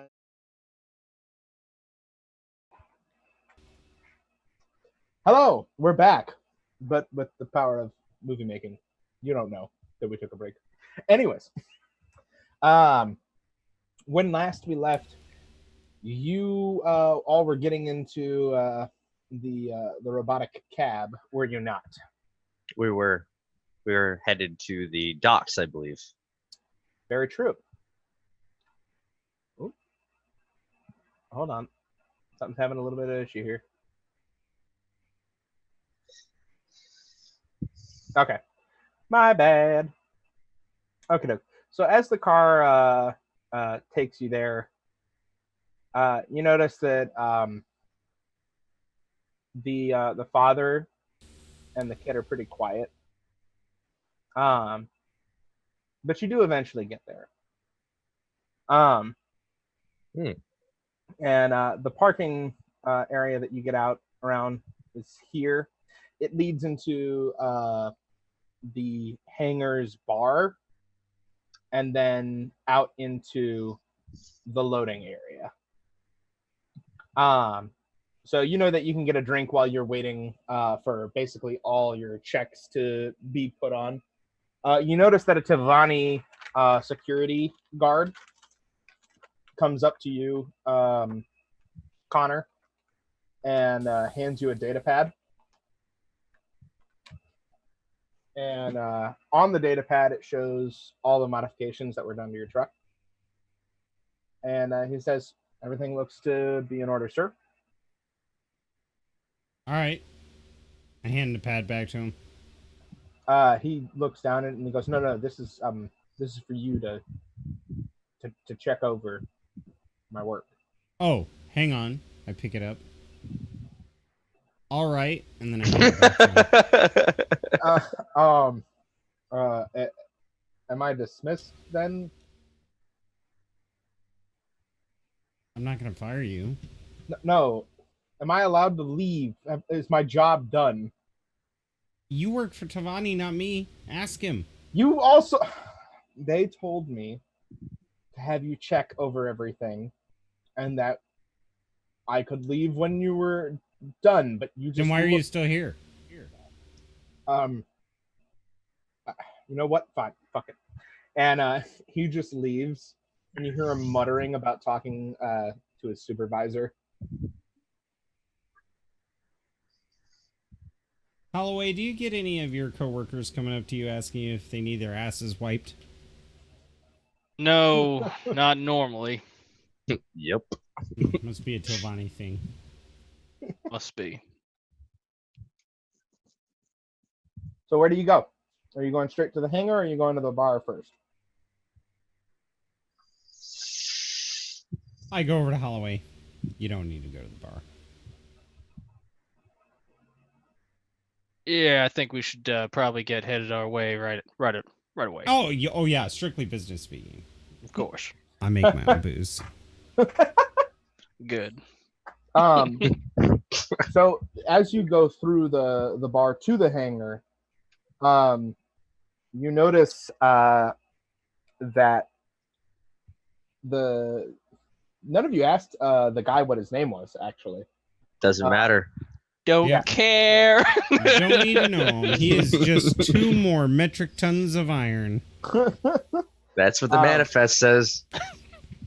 So you notice the man seems to get a little jumpy in the bar. He still has his pressure suit on. And he's been wearing it the entire time ever since leaving Al's diner. And you notice in the bar there are a couple of enforcers, Holloway. Okay. They come down here because the drinks are cheap, and the women Or cheaper. There you go.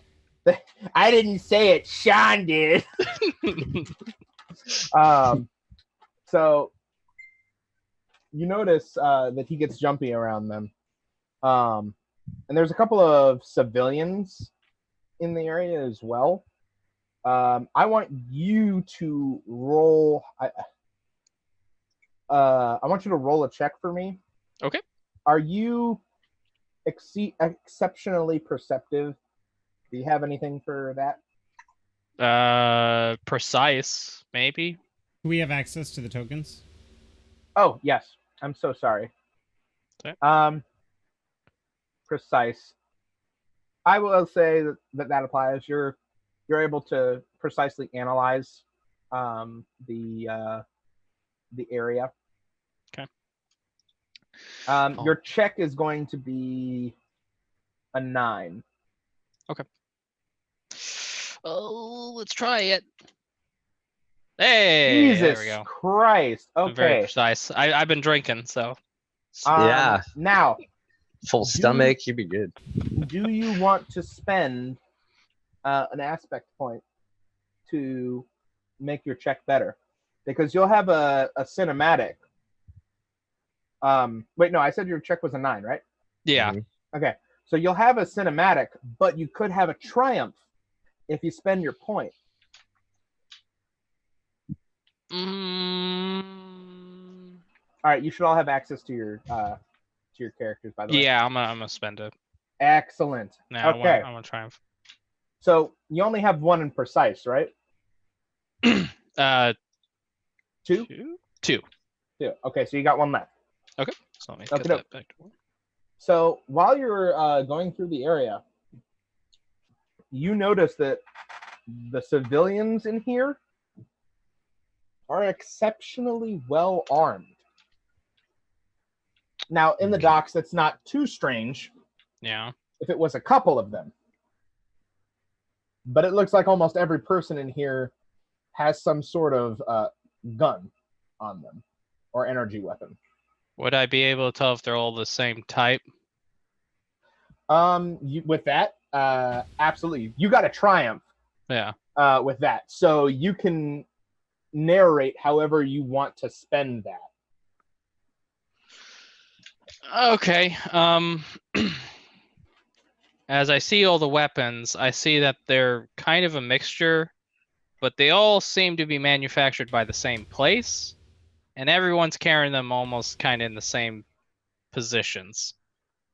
So I start getting a little more like I'm starting to watch everyone as I get closer to the guy and his kid to make sure I'm protecting them, because I'm like, I don't know about these people. So you're taking a defensive position near. Yeah, more like standing right next to them, and like if stuff has to go down, I can grab them and push them through. Okay. As you guys head over to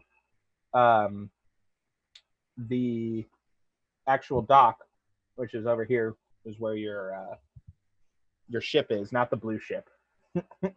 You notice that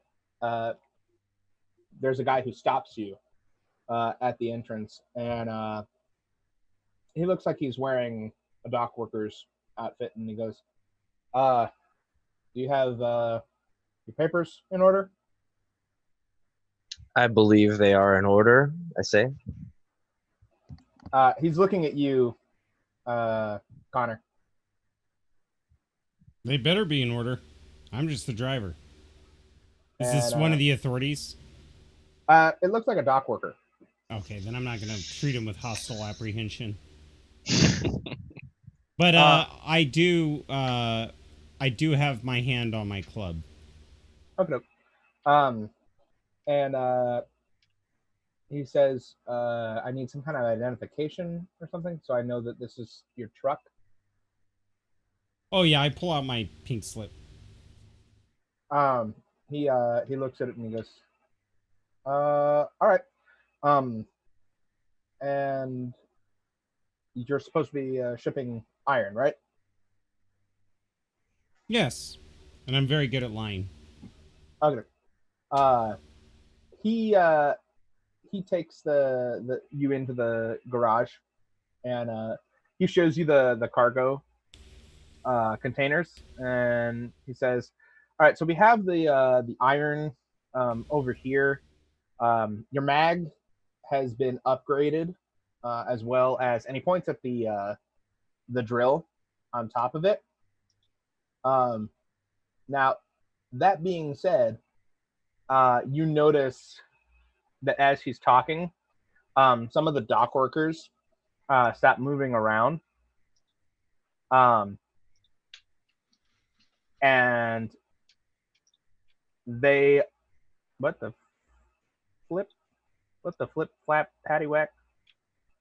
Give a dog a bone. There we go. And you notice that most of them pull out some form of weaponry, and he goes, "We can't let you leave." And okay. You notice that sounds good. I turn around. And at the entrance, you notice that some of the people who were in the bar are near the entrance now. And it's at this point that Holloway, the man, hands you his kid. Like he's Gotcha. going to give it to Danny. Yeah, I take the kid and my hand instinctively goes for my revolver. And he looks at you like he puts his hand on your hand and says, "Wait a minute." I do believe I have a slip here, and I reach into my jacket and hit him in the face with a club. Oh my God. Here we go, baby. Okay, now, Can I? Yeah, go ahead. What were you gonna say? I'm gonna pull out my cell phone and start recording. Galaxy PR Star. This is Galaxy Star. This is gonna end up on Asteroid Tube, and it's gonna be like, old guy gets his ass kicked by a bunch of dock workers. Yeah. This is important. So go ahead and roll, because you're basically cold clocking him. It's gonna be an easy check. He was not expecting it. He did the same shit last night when we were testing the system out. He was like, sneak attack. Pocket sand. And if it's a bad roll, I'm gonna use my unpredictable ability. Okie doke. But it's not. Damn, do you want to add? You don't need it. It's easy. All right. So I'm gonna kill him. Launch him out of the airlock. Wow. Well, hold on. You don't know if you necessarily kill him yet. So with a triumph. Oh no, I'm just letting you know. Oh, you want to go for the most damage, is what you're Yeah. saying. I can't be seen around this. So, Oh God. because we're about to get down into combat, we're going to explain to you exactly how combat works. Combat is resolved in the game by several character aspects a player must consider. The first being the three main damage tracks. The GM may choose if an action taken by the player or an attack against the player uses any or all of these tracks. The tracks measure how much damage a character can withstand before they are incapacitated in some form. Damage taken to the player is referred to as wounds. The three damage tracks are physical, mental, and social, which can also be referred to as financial. When a track becomes depleted, the character suffers a consequence. Physical damage causes the character to collapse from exhaustion or trauma shock. Mental damage can cause a fit of insanity, instability, or collapse of mental fatigue. And social damage can cause a character to become reclusive, bankrupt, or cast into the life of an exile. Each of these tracks must have a value of 1 to 5. The GM can modify these tracks depending on the game scenario, gear, experiences, connections, etc. Some types can recover faster than others. Funds can be reclaimed, social standing can be recovered, and physical wounds can be healed. In the science fiction setting which this game is set in, it might be easier to recover from physical wounds with technology, or even funds illicit or legitimate. Yet given the political environment Aaron, the Game Master, has chosen for this game, social standing might take the longest to recover. At level 1, our characters took 12 points and allocated them between the 3 damage tracks. In this game, Connor Michaels, our space trucker, has decided to allocate the 12 points by placing 4 in the physical track, 5 in the mental track, and 3 in the social track. You will notice that for Connor's special gear, he was given a space truck, his mother's necklace, which is part of his backstory, and his arc welder, which he uses to repair his truck. The GM and Connor's player both discussed before the game that it would make sense for Connor to have a billy club, and gave it the club stats. Yet there wasn't really any part of his primary gear, just an item that made sense for Connor to have if he spent money on it. He wields it with deadly prowess if he combines it with the unpredictable aspect, but he only has 2 activations of that aspect, so it isn't a proficiency that can be called upon a whole lot. When entering the combat phase, the GM asks each player what it is that their character is attempting to do, then considers what it is that the NPCs engaged in the hostile actions with the players would take. From there, the GM chooses the order in which the initiative finishes. If a player is not selected to go first, and they really wanted to be, they could spend an activation to create an ability to go first. The ability must be able to feasibly grant the player the first turn slot based on the situation at hand. If one or more players choose to spend an action point on this manner, the GM chooses which of those players goes first, followed by the rest. Now it is time to act, and when it is the player's turn to act, it's called a round. Each round a player can take 1 or 2 actions in a smaller piece of the round called a turn. An action can be taken as an assist, attack, defend, or interact. You can combine it into your movement phase by moving, taking an action, and moving again if you don't surpass your maximum range of movement. Standard movement is 50 feet or roughly 15 meters. Players can also spend ability points reflexively in response to another player's turn or that of an NPC's.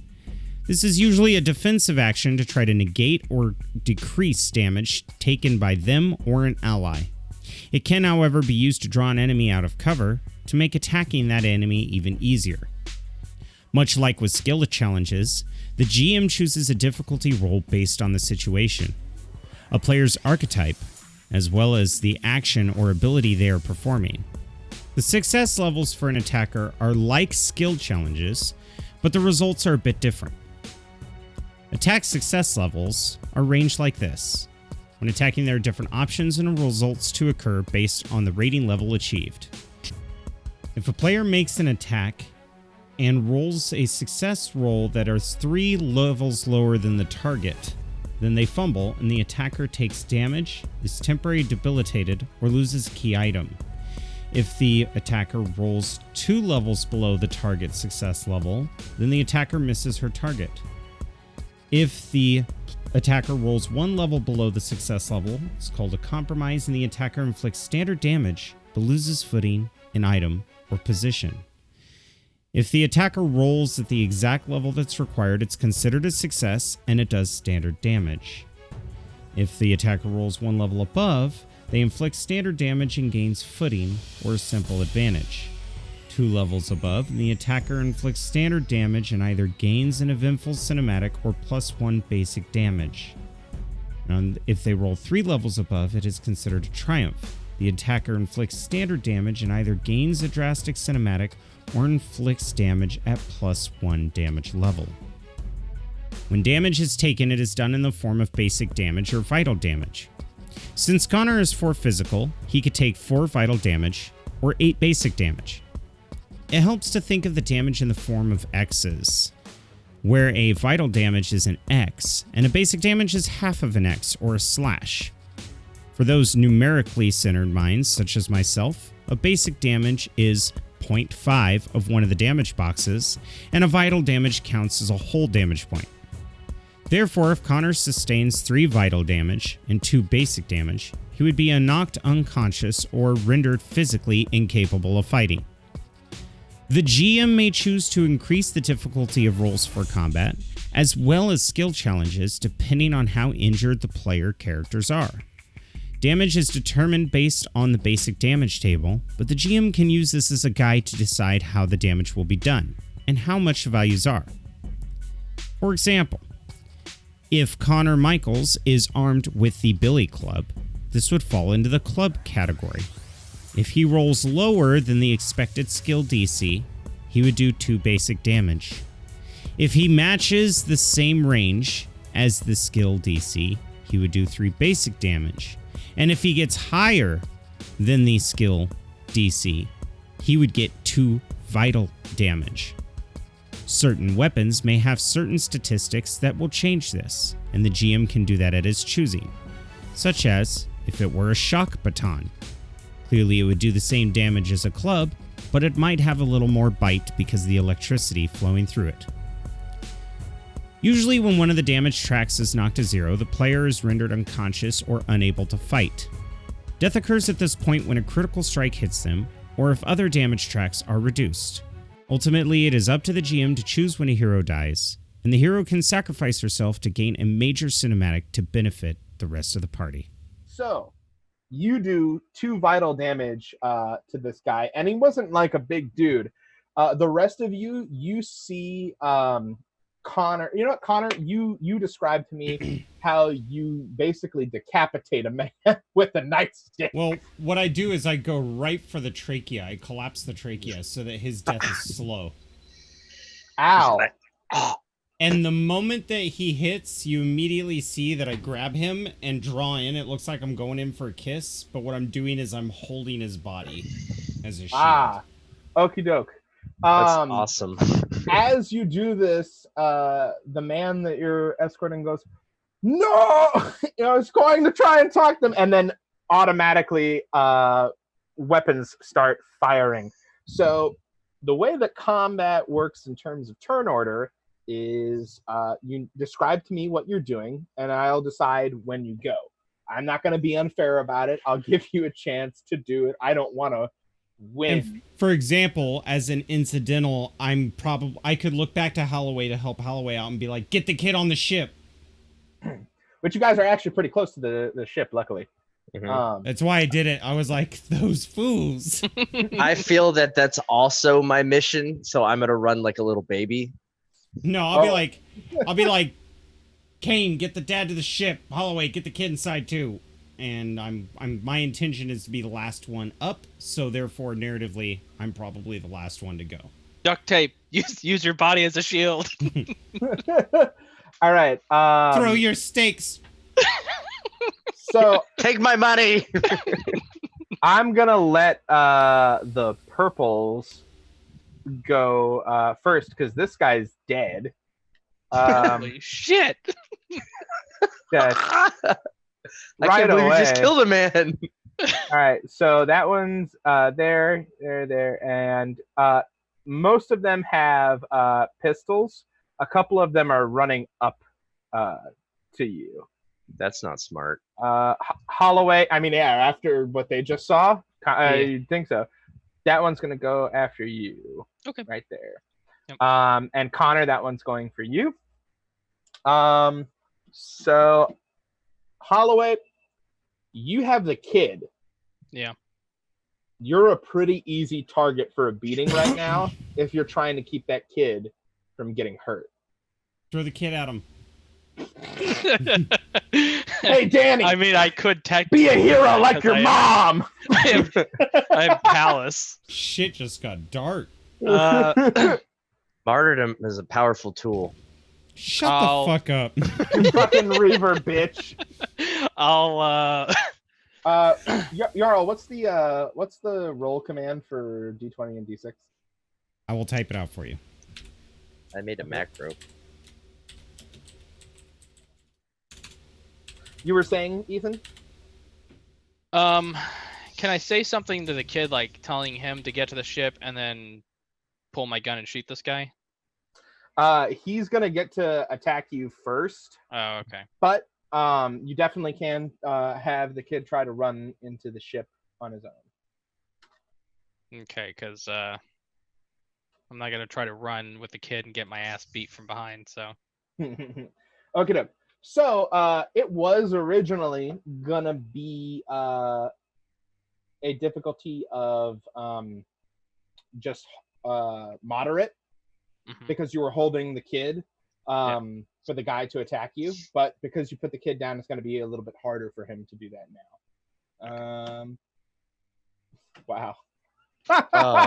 Holy crap! Useless man. I do believe he does damage to him. Well, no, he can't go twice. He moved. He moved hella far. He You ran can up. move and attack. Yeah, but wasn't that more than short range? Didn't he move So from like if here? he's like running, whoo, just Come on. Whoop! Nah, concussion. about 30 feet. Yeah, 30 feet is short range usually. 6 squares, right? Round about That's, there. that's 35 feet, sir. I smell some bullshit. Abstraction of movement.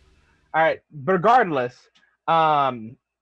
he is going to spend one of his aspect points so he doesn't fail more than one level. Oh, I hope he rolls another one. No, he's not re-rolling. Oh, He's just because I can get a compromise with that damage, and I think that'll do just fine for right now. So, Holloway, you are going to take 3 basic damage. However, I want you to narrate how you make this guy lose his footing.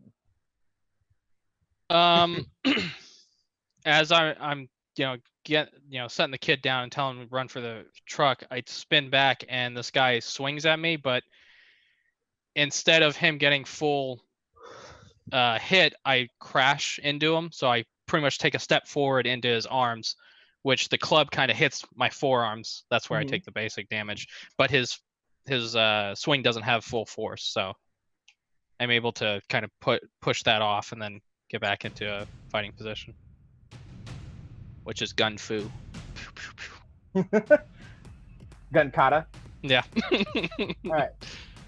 So now, Connor, you're going to get shot at by one guy, and another guy's going to try and hit you with his stick. However, it's going to be harder for the guy shooting because you I have hope the it's body. hard for both of them because I got the body. Well, yes, you have the body, but coverage. also his friends in the way. Ah, there you go. Friends. What are friends for, you know? Yeah. All right. Get So, for the guy trying to hit you with the melee weapon, I'm gonna say that it is hard difficulty as opposed to moderate because of the body. Ooh. All right. So I'm gonna take his aspect point for that. They're all basically the same. They have like 2 aspect points each. So let's see. That was 9. It's actually no. I'm not going to spend the aspect on that because it's not 1 level higher. All right, so that's just a basic hit. However, Isn't that a nothing bad compromise? happens to him. So what? Isn't that a compromise if the difficulty is 9? No, he got a. Oh wait, you're right. Because he's not spinning the aspect. Then he will spend the aspect. Right. Okay. My bad. Shit. I forgot the rules for half a second. All right. So that's 3 basic damage that you're going to be taking as he like swings around the knife and starts slicing on the sides of your arm. And then the one with the pistol is going to shoot, and it's going to be an astonishing difficulty for him because you have the body and his buddies in the way. Wow. That's not bueno. We're about to lose our driver, boys. Yeah, it's fine. All right. So I wore my bulletproof meat sack. now there is an optional rule which I will allow. You can take mental damage to reduce physical damage. So I'll give that to you at a 1-1 trade-off. Like you're basically you see the guy about to shoot you and you do something super stressful and adrenaline. Basically, you're using everything in you. However, that will be 1 basic damage and 2 vital damage. I'll take it. You'll take it? I'll take the mental. You'll take the mental. So you have 1 basic damage for your mental and 2 vital. How do you avoid being hit with this bullet? I think what happens is that I'm focusing on the guy shooting me. The stress is that I'm being stabbed in the arm. That's pretty stressful. Bits and of brains. I'm trying to hold the club, but I'm also trying to bitch slap the guy who's stabbing me with the dead man's arm. And I take a step back, and my heel slips on the dude's vomit from his trachea being crushed. And I almost go down, and now I'm panicking because I'm like, oh, this isn't going like I thought. This was supposed to be a simple jump! Ah! Okay. And last one, Kane, you're getting shot at. Oh. No, However- yeah, you are. He's like, However, I don't Can believe I it. can I talk him down? Fake news. Fake you news. have a Kevlar suit, don't you? Yes, I do. As one of your items? Okay, no. So, since this is a bullet shooting you, we're gonna make all the damage basic. Okay, so roll. Now, for the record, if it was an energy weapon, my armor would be completely paper thin, like useless. Oh yeah. But Kevlar also protects against all ballistics, which includes physical hits, too. So Yeah. it's handy. Because I could literally die to your club.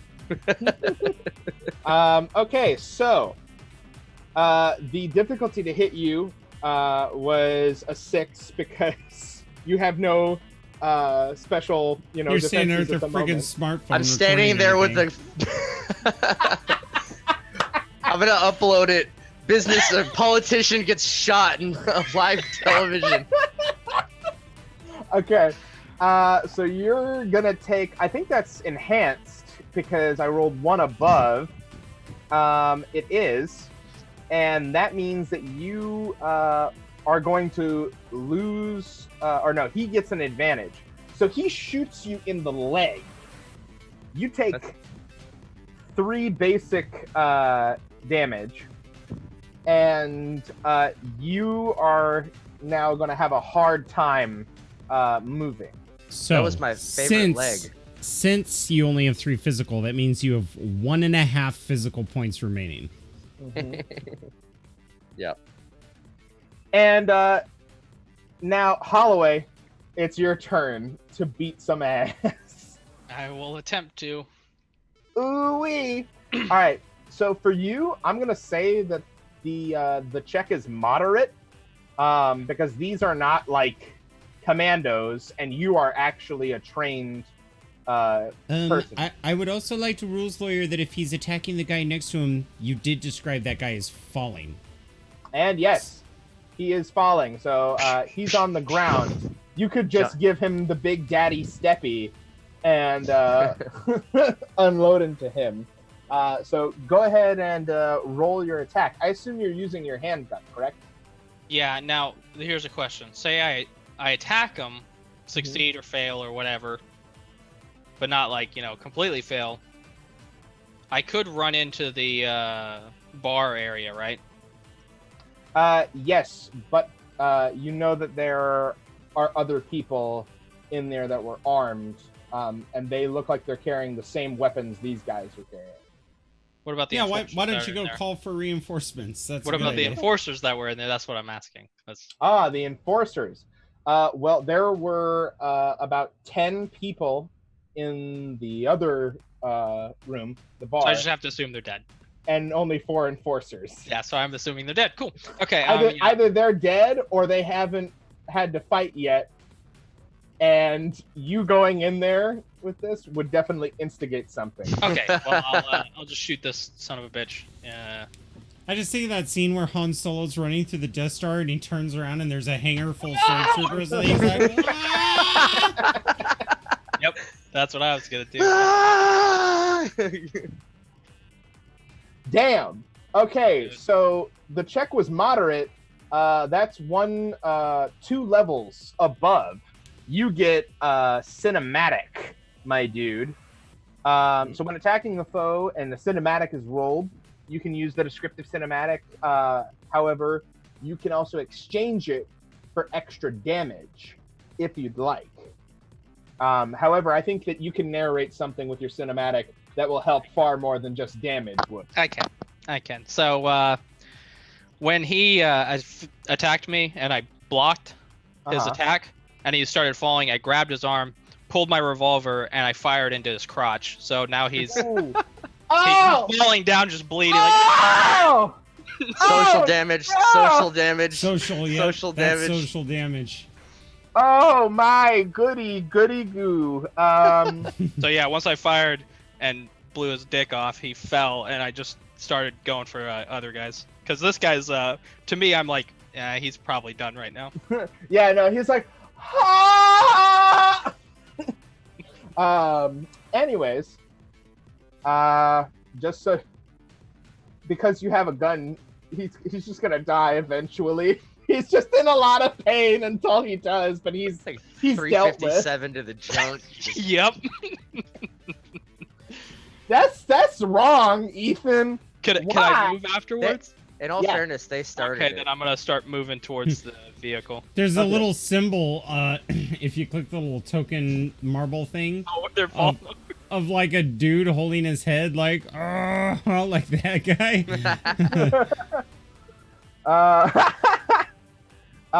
Okay, so the kid is at the door, and he's like pounding on it. It's not opening.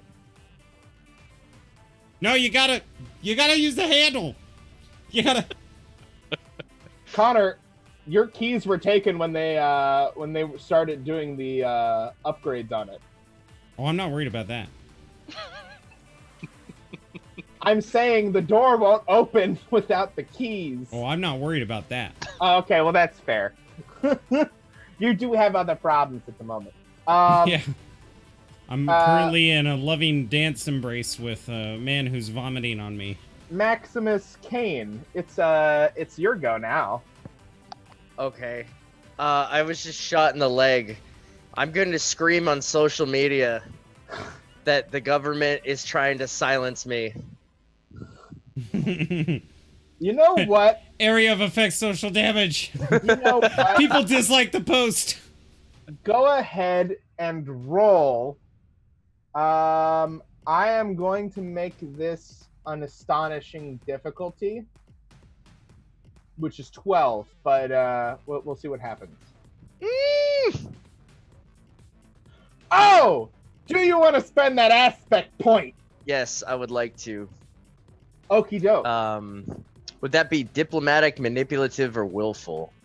I think this is a manipulative thing that you're doing. You know, I would Definitely actually is. like to argue he could use one of his gear. What's his gear? Well, if you look at his thing, he has this thing called a contacts list, which means he has connections. That's Oh true. yeah, that's a good So point. you can Yeah. send this to a specific person. You know Yes. what? Who are you going to send it to? You're a propaganda specialist, right? You've got to know the most obnoxiously popular, like J.J. Jameson, controversial, like press Yeah. guy, right? Absolutely. Governor is trying Yeah. to silence So us. send Yeah. it to the Daily Asteroid and get that shit printed. Yeah, Uh, I'll send it to a tabloid media. Within 6 seconds, you see all these posts.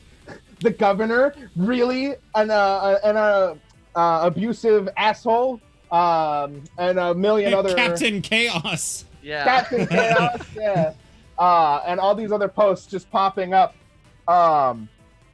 and you actually hear something on your enforcer comms, Ethan.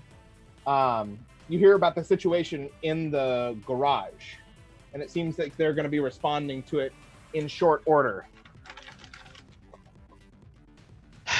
When seconds matter, the cops are minutes away. So I realized that by the time they come here, we're gonna be fucking dead. So I We're just all don't, I dead. don't even. Florida, am I right? But it's gonna be on social media, so don't worry. Yeah, that's exactly. Yeah, our deaths will be all over social media. Not worried at all. All right. So, when you guys do that, it's now the green people's turn. And you notice that these dock workers kind of like ducked when things were starting to fire off. But then you see them pull out these crude bladed weapons. And you know that these weapons are Reaver-made weapons.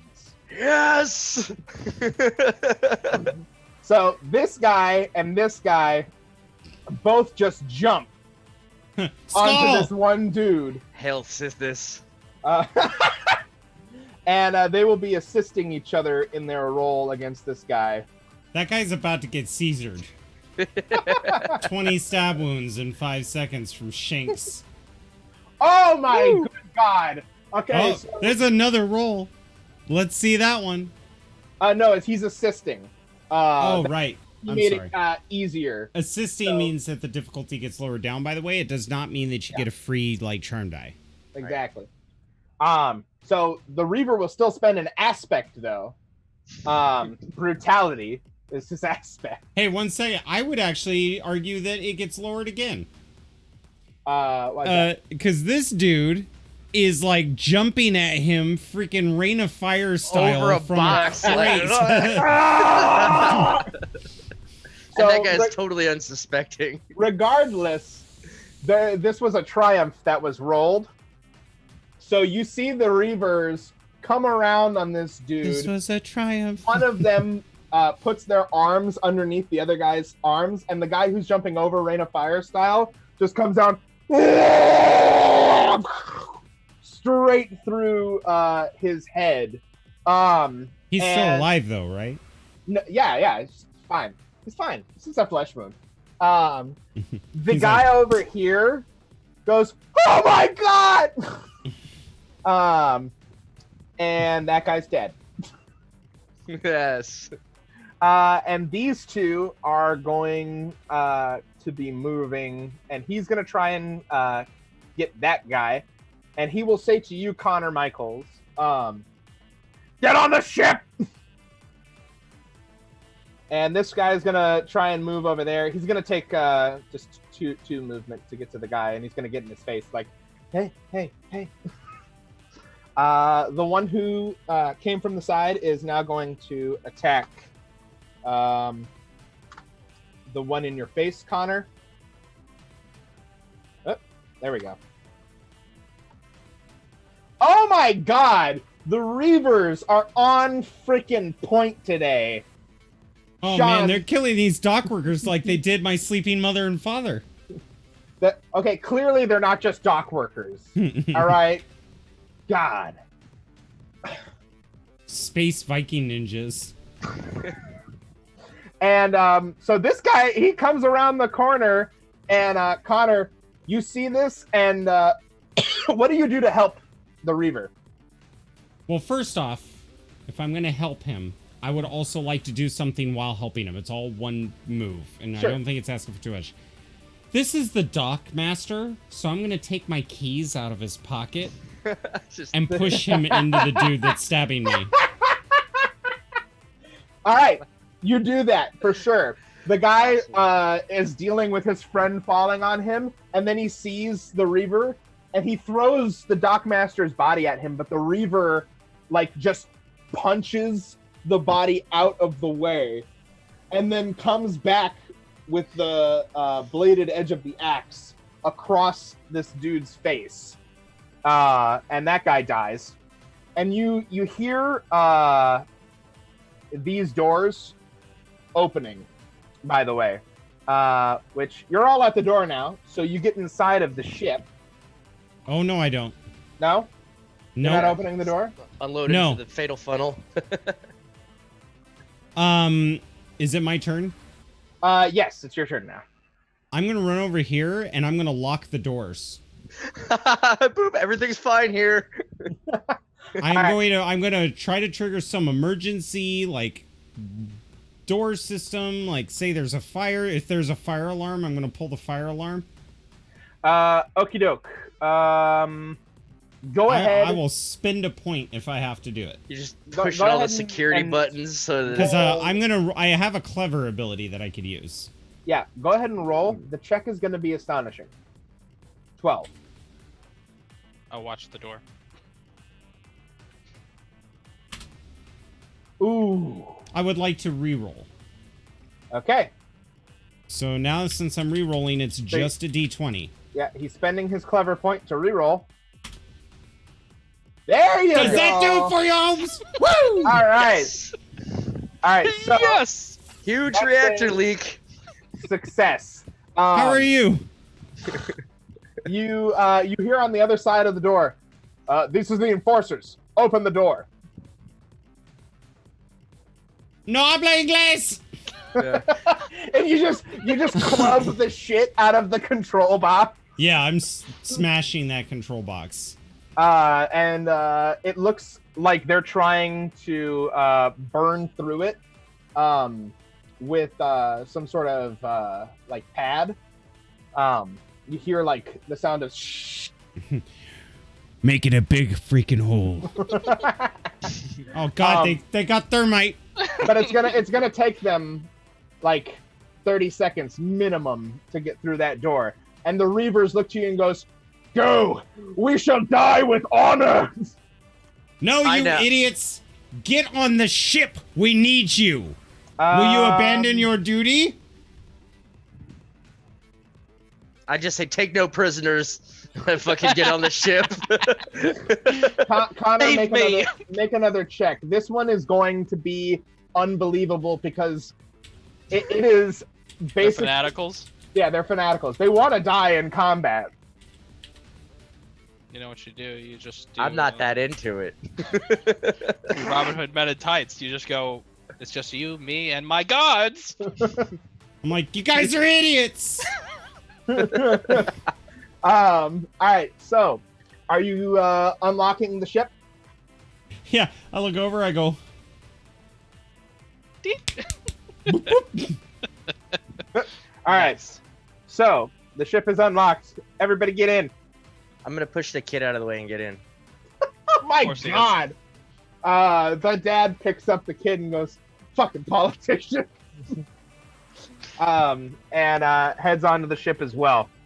Now, it's gonna take you about 45 seconds to get this baby off the ground. Oh, I'm not worried about that. I'm not leaving. You see me Oh. go to the pilot's chair, and there's clearly the console where I turn on the engines and stuff, but instead I flick a switch to power the ship up. It doesn't power up for a moment, and then I punch the console. But I go over to this other panel that looks new, and I'm like, and I grab the mining laser, and I just imbue the door. That's what's up. Nice. All right. You know what? I'm gonna look at the center where the thermite is dancing around. I'm just gonna go. Meow. Holy what? shit. I'm gonna Draws make a dick that. on it. I'm gonna make that a moderate check for you because this is a new piece of equipment. And don't fuck up. Just don't fuck up. Okay. Does 25 do it for you? Well, fuck. Okay. You just destroy the asteroid. You win the game. No. Government's overthrown, we win. So you beam through the door. Tell me what happens to everybody on the other side. Well, what happens is the moment it hits the door glows orange, then it turns phosphorus white and peels away like plastic cellophane melting on a campfire. And then You're screaming. alls you see is a red steam of blood coming from the hallway. Just if this were Fallout, I'd have to go loot ash piles for my gear. Holloway, you hear on your radio, they're trying to escape. Oh my god, they burned everybody. And what are you doing now? Everything is fine here. Now I imagine there's a laser on either side, right? So that we could get the asteroids on either side. Yeah. You know what to do. My son. Where do I shoot the laser though? It's abstract. Don't worry too much Okay. about where you have to be. I mean, Well- you're a marksman, right? Yeah. So You could I see pick that- off dudes. Oh yeah, I could, but I want to get us out of here. So yeah, that's where I'm gonna shoot the laser. Okie doke. So you're burning a hole through the. All the reavers are like, ah! Fuck Well, that there's guy. a, technically there's a hole in the other airlock door as well, so this is about to get real fun. Yeah. it is. Uh, Yeah, I got a mission. I gotta. Just real quick, I do believe that this guy is dead, right? oh, that is true. I didn't know if that was the case. Face sliced in half. They killed that guy too. And they're going through this, trying to get to the other people. The molten hole. Indeed. So I'm just gonna say it takes a little bit of time, like 30 seconds, but you end up cutting a hole, and pretty much everything inside of the garage just starts. You hear sirens start blaring. Wow! Wow! Oh, someone's killing a cat. Connor, what are you doing? I pull down, like, I don't have a normal comms unit. It's like a wrestling ring. I grab a mic and pull it down, and I'm like, all right, everyone, please relax and put your trays in the upright position as we are preparing for takeoff, and keep all of your belongings inside the vehicle at all times. Thank you very much. And then I let go, and it's like, spoing, and bounces back up. And then I start the ignition sequence. When you start the ignition sequence, this your radio comes on. I take my nightclub and I smash the radio. Holy shit. Goddamn polka music. So you fly. You're flying out of the hole that Ethan or Leo Holloway made. Yes. Okie doke. I'm gonna have you make. Now, since there's no gravity in space, I would also like to mag one of these large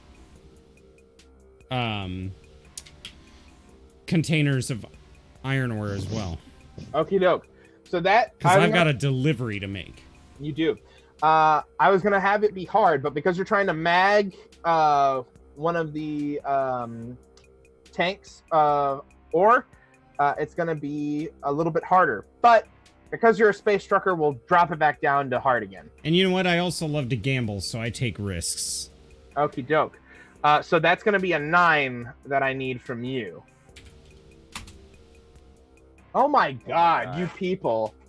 My lord, just now is straight a up 16 a gangster. triumph over a 9, or do I need to spin an aspect? You need to spend the aspect. If you I'm want the spinning triumph. an aspect. Excellent. Okay, what are you doing with that triumph? The triumph is I accidentally grab a crate of gold ore. Nice. It's a lot heavier, but somehow you're able to pull through it. You end up getting outside, and you are blasting through space. 1 second. Oh, that's what space looks like. You are in the middle of the asteroid field Oh, now. Cookie Crisps, my favorite. Leo Holloway, you hear over comms. They've escaped. We need to send a detachment out to them. Send a squad. And you know that they're sending a couple of fighters out on patrol. So these are the enforcers. Yes, the enforcers are coming. Quick question. What's their jurisdiction look like? Basically, they can do whatever they want in this sector until they reach a new planet. Okay. Can I contact them back? Absolutely. Okay. So I'm gonna go. This is Holloway. Don't worry, I got this covered. You know what? Go ahead and Make a roll. Make a roll. an And I'm unbelievable Yeah, check. that's not gonna work. But okay. 15. Yeah. How about a 7? What the? No. Or 16? 16, you don't even need to spend it. What the? Having a good old time, baby. Woo! They're like, okay. All right. What am I doing with that? They know Alright. they know me as a guy who makes sure people go away, so they'll be like, "Oh, Holloway's on it." Okay. All right. You hear over the radio, call back the unit, and you hear one voice that you recognize. It's the most by the books guy that you know in the unit. God damn And it, he Frank. Damn, you Frank. know him, as Frank, Frank Miller, the most by the books enforcer ever. He basically eats the governor's booty hole for breakfast. A day. Yeah. And then he goes, "I am not breaking off of this pursuit. I see them going in." And you do reduce the number of people chasing you. However, some of them do break off. As my incidental, I'm like, yo, duct tape, get on a laser. Duct tape, get on a laser. I don't know. I don't know that he's referring to me. Kid, you get on it. However, what I do is I hear him shouting for something, and I do hobble my way up to the cockpit and ask if he has exterior cameras, specifically rear facing. Yeah, on that laser console. Perfect. I hop on the laser console. And you notice that there are 2 fighters inbound. Okay. I start broadcasting. Whoa, that's loud. Sorry. That's okay. There we go.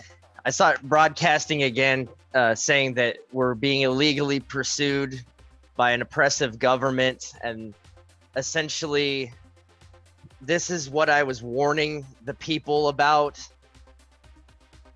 and that they need to take action now to do something to protect themselves from being trampled upon any further. All right. You know what? All right. Let's see. I'm going to make this an unbelievable check as well. Mm-hmm. If you get this, there's going to be some crap that happens. Mm-hmm. Ready for it? Yep. Wait, hang on. Uh-huh. Oh, that's not Oh, good. too late. Okay. Use one of your points to reroll. I'm gonna use my right? points to But reroll, first, I know you're broadcasting, but I Mhm. think you should do this as a call out to the Reavers. Yeah, To absolutely. be like, the time is now. Yeah, like now the city is ripe for, revolt, basically. For the pickening. Yeah, this is just the catalyst here. And if I die, let my memory not be forgotten. Everything that I was trying to fight for, you, the people. And is it too late for me to offer an assist? It's not. Tell me how you're going to assist him, though. So you immediately see my, I just turn quickly. So many of your Reaver brethren have already given up for the cause. Do you really think what you have to say will make a difference? And I'm challenging And I'm just saying, Reaver honor. it has to. Yeah. Okie doke. Because of that, Host. we'll go ahead and lower the difficulty to astonishing, which is only 12. Okay. So you just roll a d20 on this one, so ignore the 6. Oof. All right. So let's see. You are only 1 level below. So that means Compromise. that it's a compromise. So you can fully. Oh, hold on. There we go. Sorry. My document spazzed out. So you can fully succeed at the check. However, you will also lose something in the. You know what? I got Social it. damage. Do you mind? Do you mind if I Sure. go take it? ahead. Okay. So you send. I personally feel, by the way, in my opinion, GMs should do the compromise anyway. Yeah. I want to literally compromise with someone, but I have an idea for this. You send this message out. You hear Reaver confirmation signals that they're sending reinforcements. Over your media device, you see that there are posts flooding in about people taking over the streets. You know that you will not be allowed in most civilized spaces. Yeah, I'm Now. in exile now. Yeah, you're you were trying to run like a clean Reaver campaign. Not anymore. Nope, you can't. Everyone will know that you're a Reaver missionary wherever you go, and you'll never be.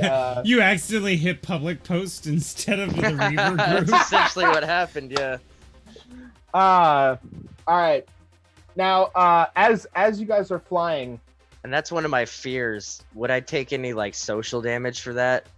yeah, you know being what? exposed to the public eye is my fear. We're my gonna have background. you take 3 vital social damage because Okay. basically everything that you've worked for to try and legitimize yourself has been torn asunder. Right. But you know for a fact that the city is never going to be the same again. That's all Alright. that matters. Now, Connor, you see 2 fighters coming in. You know the asteroid fields way better than most people, though. And you know that the quickest way to get to Darash, which is the closest planet, is through the fields, not around. And if you go around, you're open. I assume because we're hauling gold ore that they're faster than us because they're in fighters, right? Oh, they were faster than you to begin with, but yeah. So what I'd like to do, right, Mm-hmm. is I'd like to turn the ship. Like, you see an opening in front of us in the asteroids. Clearly the ship is headed to it. And because I'm unpredictable, I jam on the thrusters On and the turn thrusters? us The the thrusters? thrusters and turn a 90-degree arc. And I'm gonna go through this skinny hole over here. Oh, wow. And the moment that I fly through the skinny hole, I'm gonna release my cargo. Yeah. Okey-doke.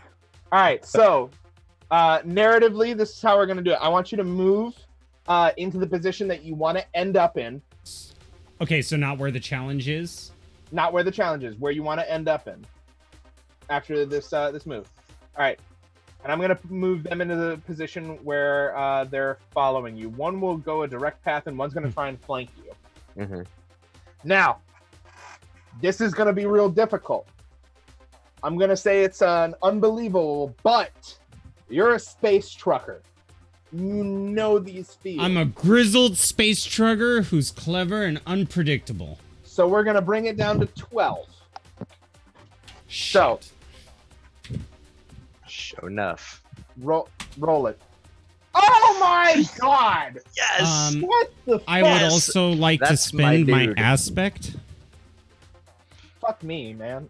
All You right, shot me in the leg. This is what you get. I'll shoot you again. I'll I'm just make bleeding. Danny pull a gun out and shoot you. Then we'll have a lesson about child gun. Where is the kid anyway? Is he in my quarters? Because there's a lot of books there he shouldn't read. No, Demonetization. Space girl. his dad is holding him in the on the back bench. They're like basically huddled in together, trying to just not get rocked around. Now, you go through and you release your cargo. So to give you guys an idea, was that a triumph? Yeah, it is Triumph. So to give you an idea, asteroids have gravitational fields.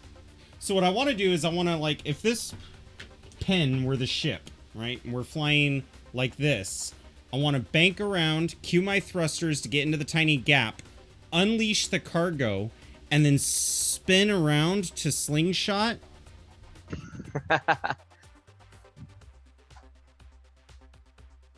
Over to there. bring myself heading straight for the other fighter after dropping my cargo right here in the tight spot. What a mad lad. All right, so And it's gold, so it's heavy. Well, there's no weight in space. Well, I am mean, going. density of impact, I mean. Yeah. That's I'm what gonna I'm have thinking. the There's a fighter. lot of mass there. I'm gonna have the fighter roll to avoid this. Roll for maneuvers, list So he's got slightly to to the avoid left. he's got to avoid the gold, right? But on either side of him are 2 asteroids. So good Yeah, luck. it's gonna be an astonishing difficulty for him because he's pretty Up. nimble in that. Up.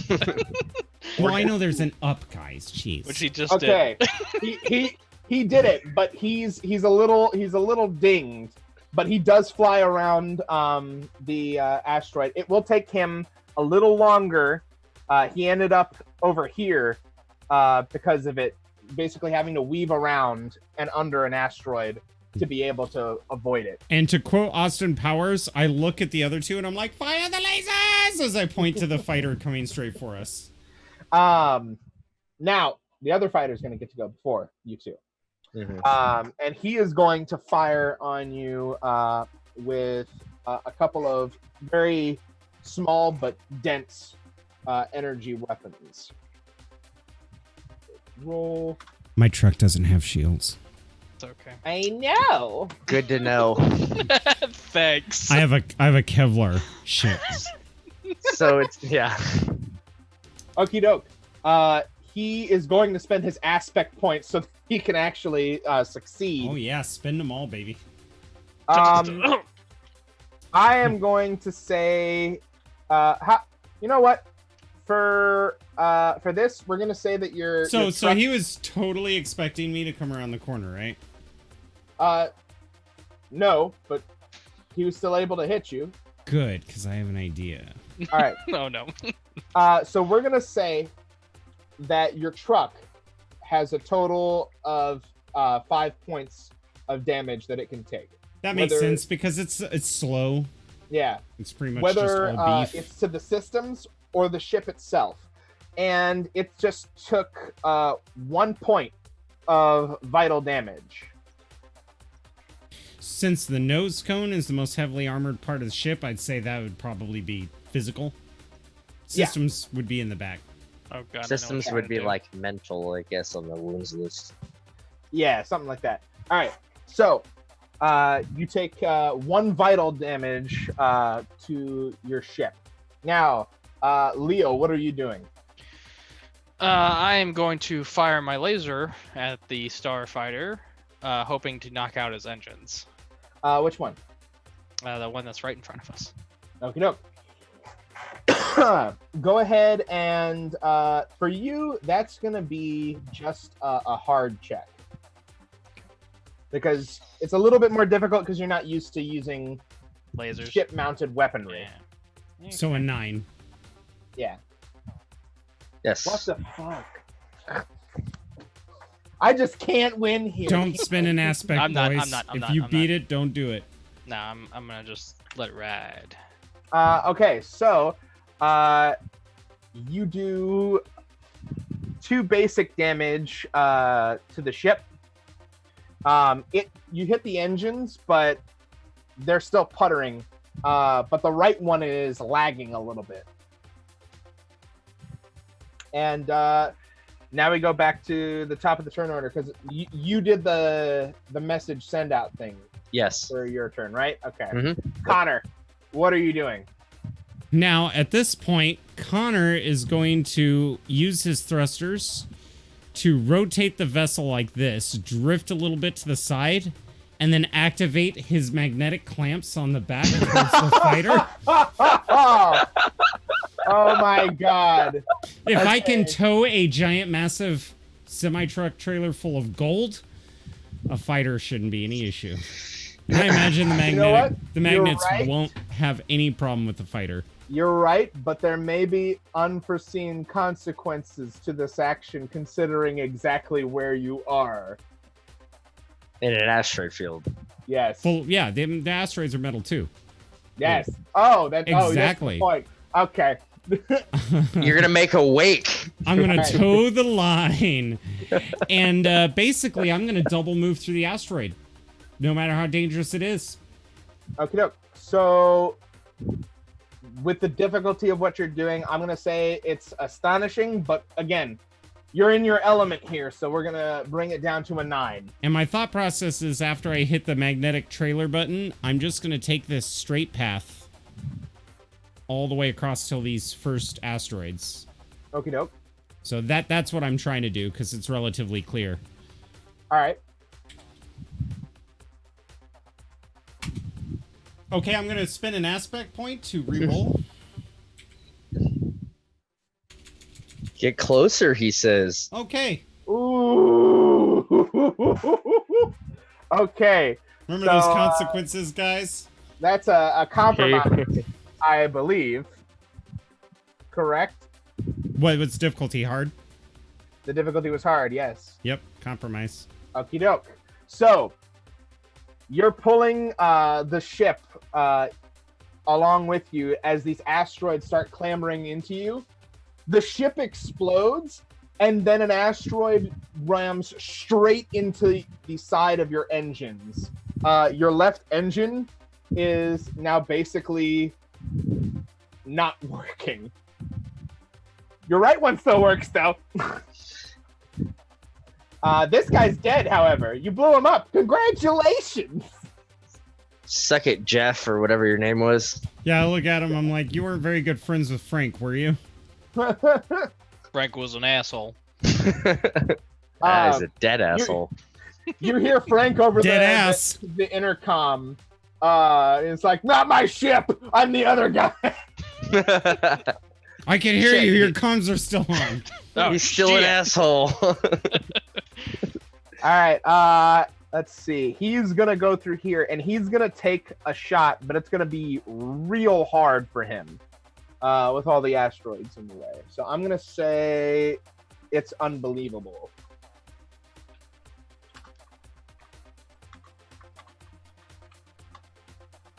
Ooh, he's God! by the books. Wow! I feel like you should have named him Frank Castle. Yeah. I'm gonna spend his last aspect point. Glorious. So let's see, 22. That's over unbelievable Fatality. 2. No, it's It's only gonna be cinematic, like, I it's believe. probably gonna be Hey. cinematic, and if he chooses damage, it's only +1 damage. So, guys, remember when we had engines? That was great. So yeah, I'm gonna have him inflict standard damage to the back of your ship, which is 1 basic. Oh no, excuse me. It's 1 vital damage. However, the cinematic is he hits the right spot and he knocks out your right engine. Okay, So you're dead in the water as of this second. theoretically. We have maneuvering thrusters. Yep. Indeed. All right, and you hear over the radio, Holloway. I got you, Holloway, you son of a bitch! Ah! He's like, All what did I do? I reach up, and I reverse the polarity on the magnet. It's not. Oh your wait, turn. no, I'm sorry. I thought that he went after them. My bad. It's Holloway's turn. Okay, so he's by those asteroids, right? Correct. These lasers were meant to shoot Fine. these Through asteroids. asteroids. Yep. They were meant to break them apart. Good. I'm gonna start breaking apart the ones in front of them. That's Nice. what I was gonna do. Yeah, I think you both should do it. Oh yeah. Do you guys Definitely. want to just assist each other with the Yeah, action? I'm gonna fire like absolutely randomly. I'm gonna shoot everywhere but him. Okie doke. So it was going to be an astonishing check, but now it's just hard. So 9 is your target, It's right. Oh. It is. and let's see. One moment. It's the space equivalent of Caltrops. Yeah, basically. Especially since he seems to be gunning for my nuts.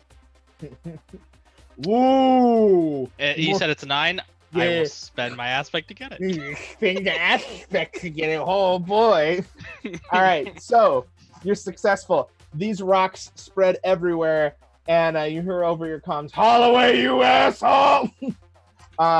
You see him like spinning and maneuvering, trying to avoid them.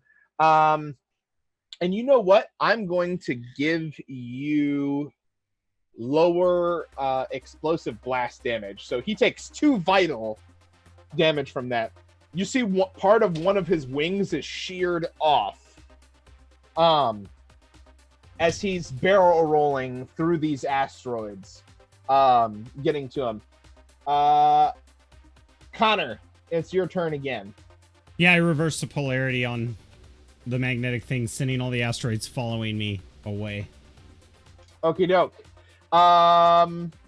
then I'm gonna have him roll to try and dodge that. And he's out of aspect points. Oh no! He's minus a wing.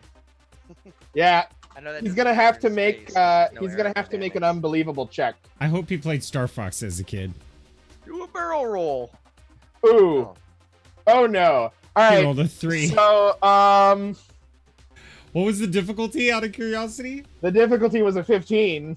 So how many stages below that is it? Absolute failure.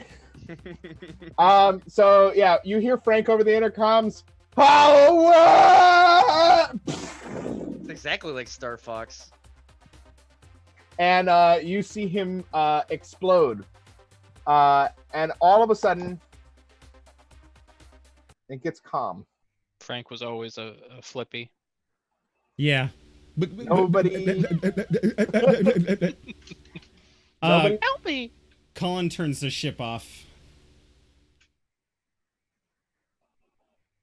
And I hope we still have air. no, he just Just turned that shuts off. it all down. You hear the man go, is it over? No. I climb out of my seat, start putting on my spacesuit, and grab my arc welder off the wall. I'm gonna stop broadcasting at this point, obviously. Yeah, you don't want people to know your position anymore. Mm-hmm. Yeah. I'm actually What gonna are- destroy my phone. Ooh, good idea. And Holloway, what are you doing? Pulling out a cigarette because this was better than sex. Yeah, you got Miller. All right. Connor, you see that this truck is only going to be able to make one more trip. They didn't fix the engines, and you know that they've been on the fritz for a long time. You can fix them, but pretty much this is the last trip that your truck can take.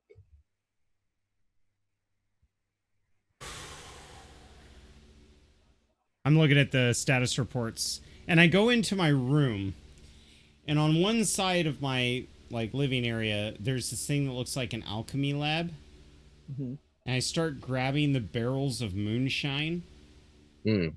and then I go over to Holloway, and I'm like, help me with this, and I lead him to the back of the ship where you refuel, and we lift one of the kegs and mount it on and twist it to lock it, and I'm dumping the moonshine into the main rocket fuel. Once we're done with that, I detach it. I just empty as much as I can, cap it, and I look towards the gentleman. Where are we going with you and your son? You guys never told me.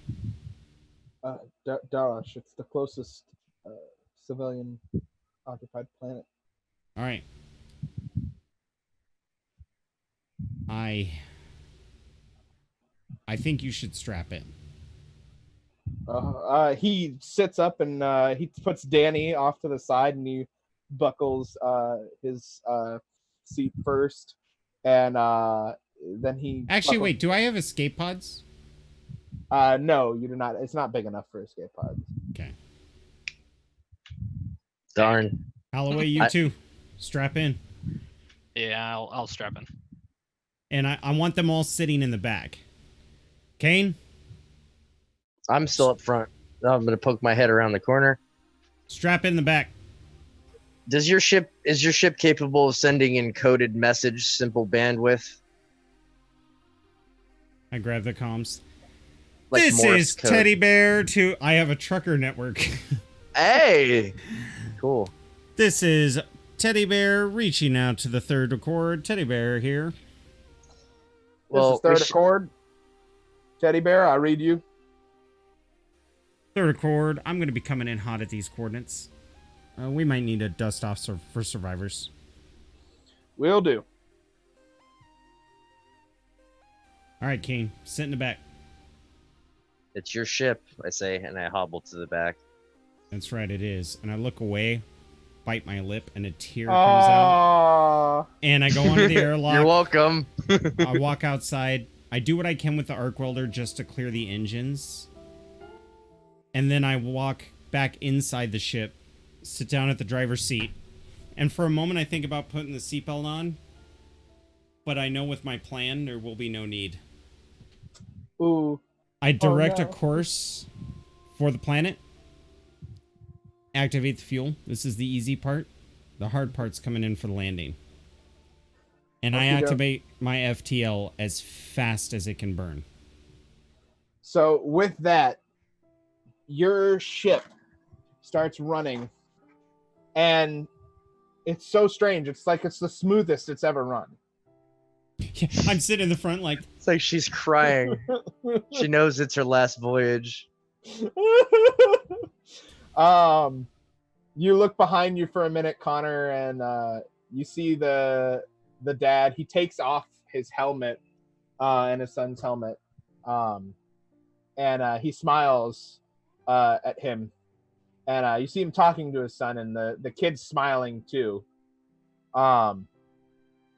And you break out of FTL. Before we enter orbit, I get up, I walk over to the partition that separates the doors, and I shut the blast doors to protect them from debris. Okie doke. Then I sit back into the passenger seat.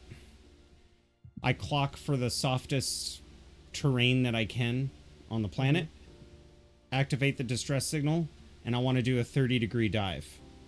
Oh my god. All right.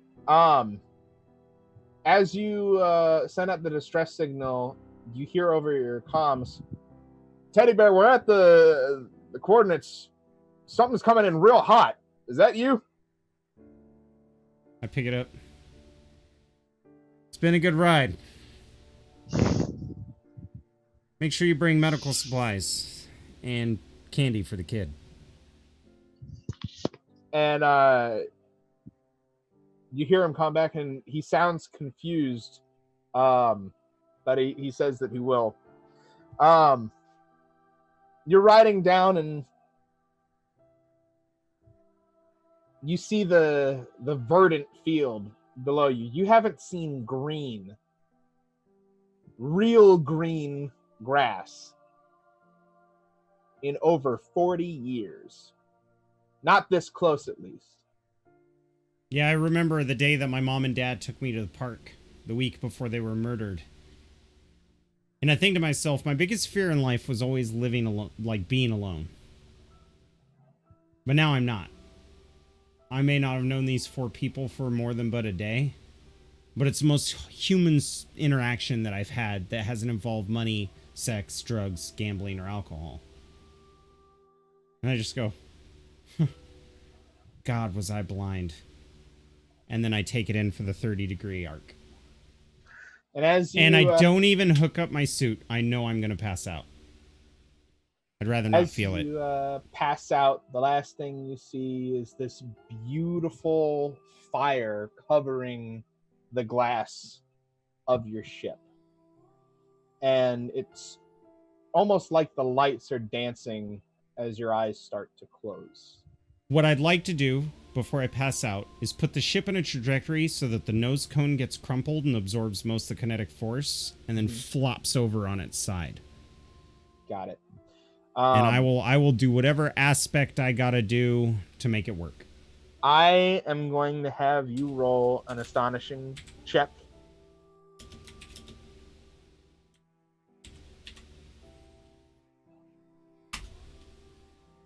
And I'm gonna spin the aspect to make it 21. Okie doke. You pass out.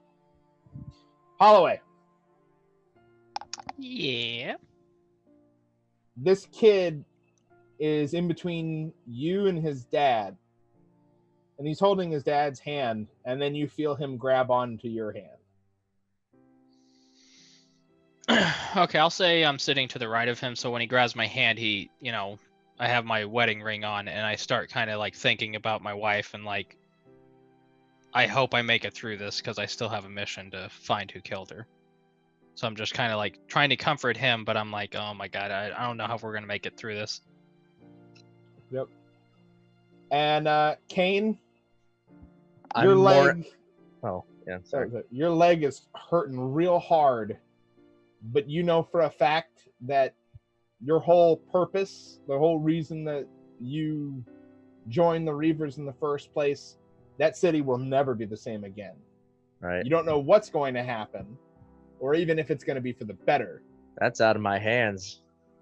You just know that it's going to change. And what are you thinking about as you plummet? I'm mostly mourning the loss of my social media accounts.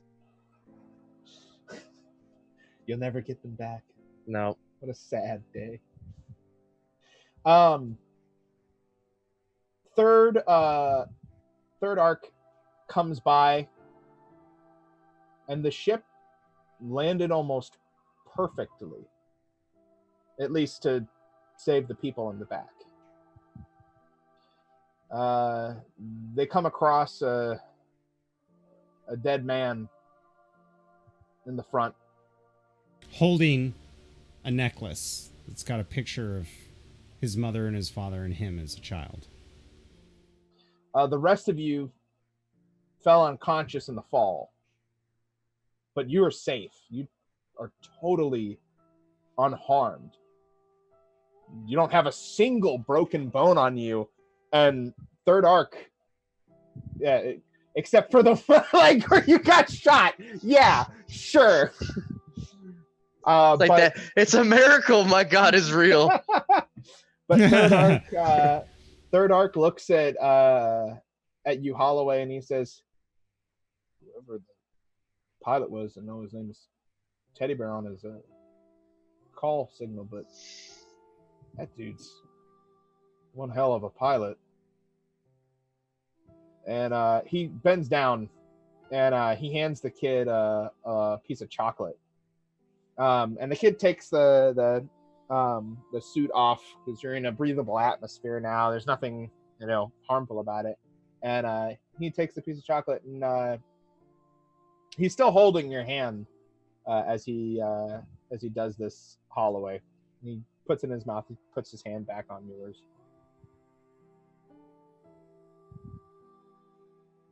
As the guy said, he didn't know his name. I go, Connor Michaels. And yeah, he was one hell of a pilot. Ugh. I start getting up from my seat to, all right, we're here. Let's finish this mission. I don't like feeling these emotions.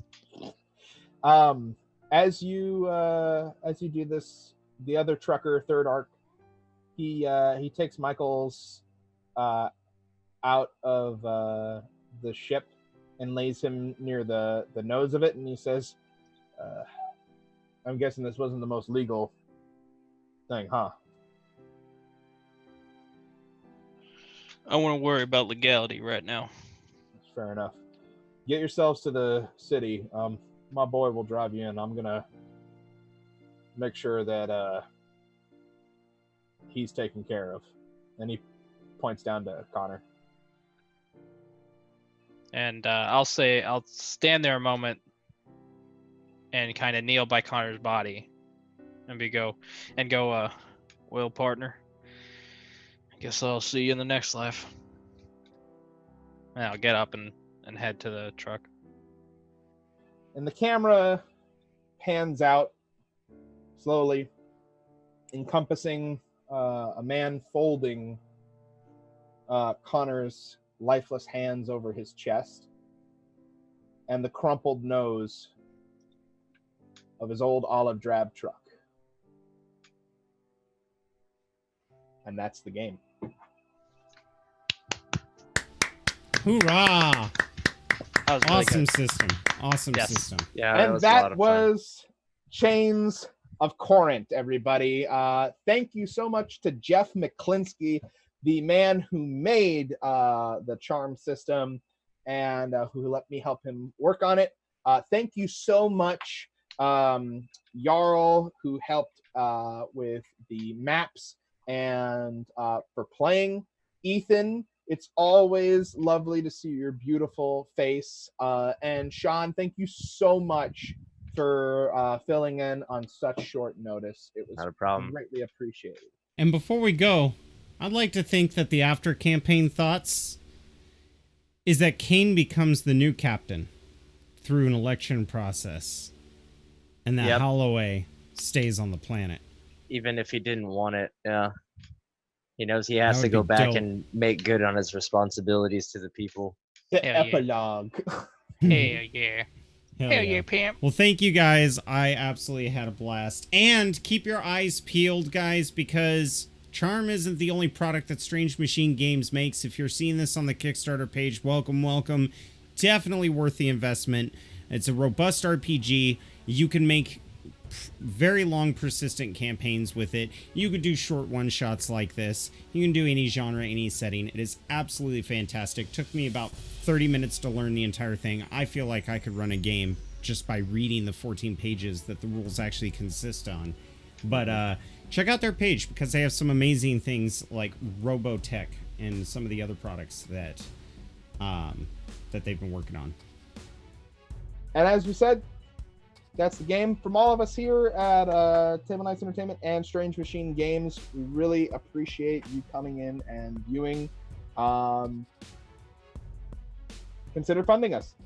Bye-bye. Ta-ta!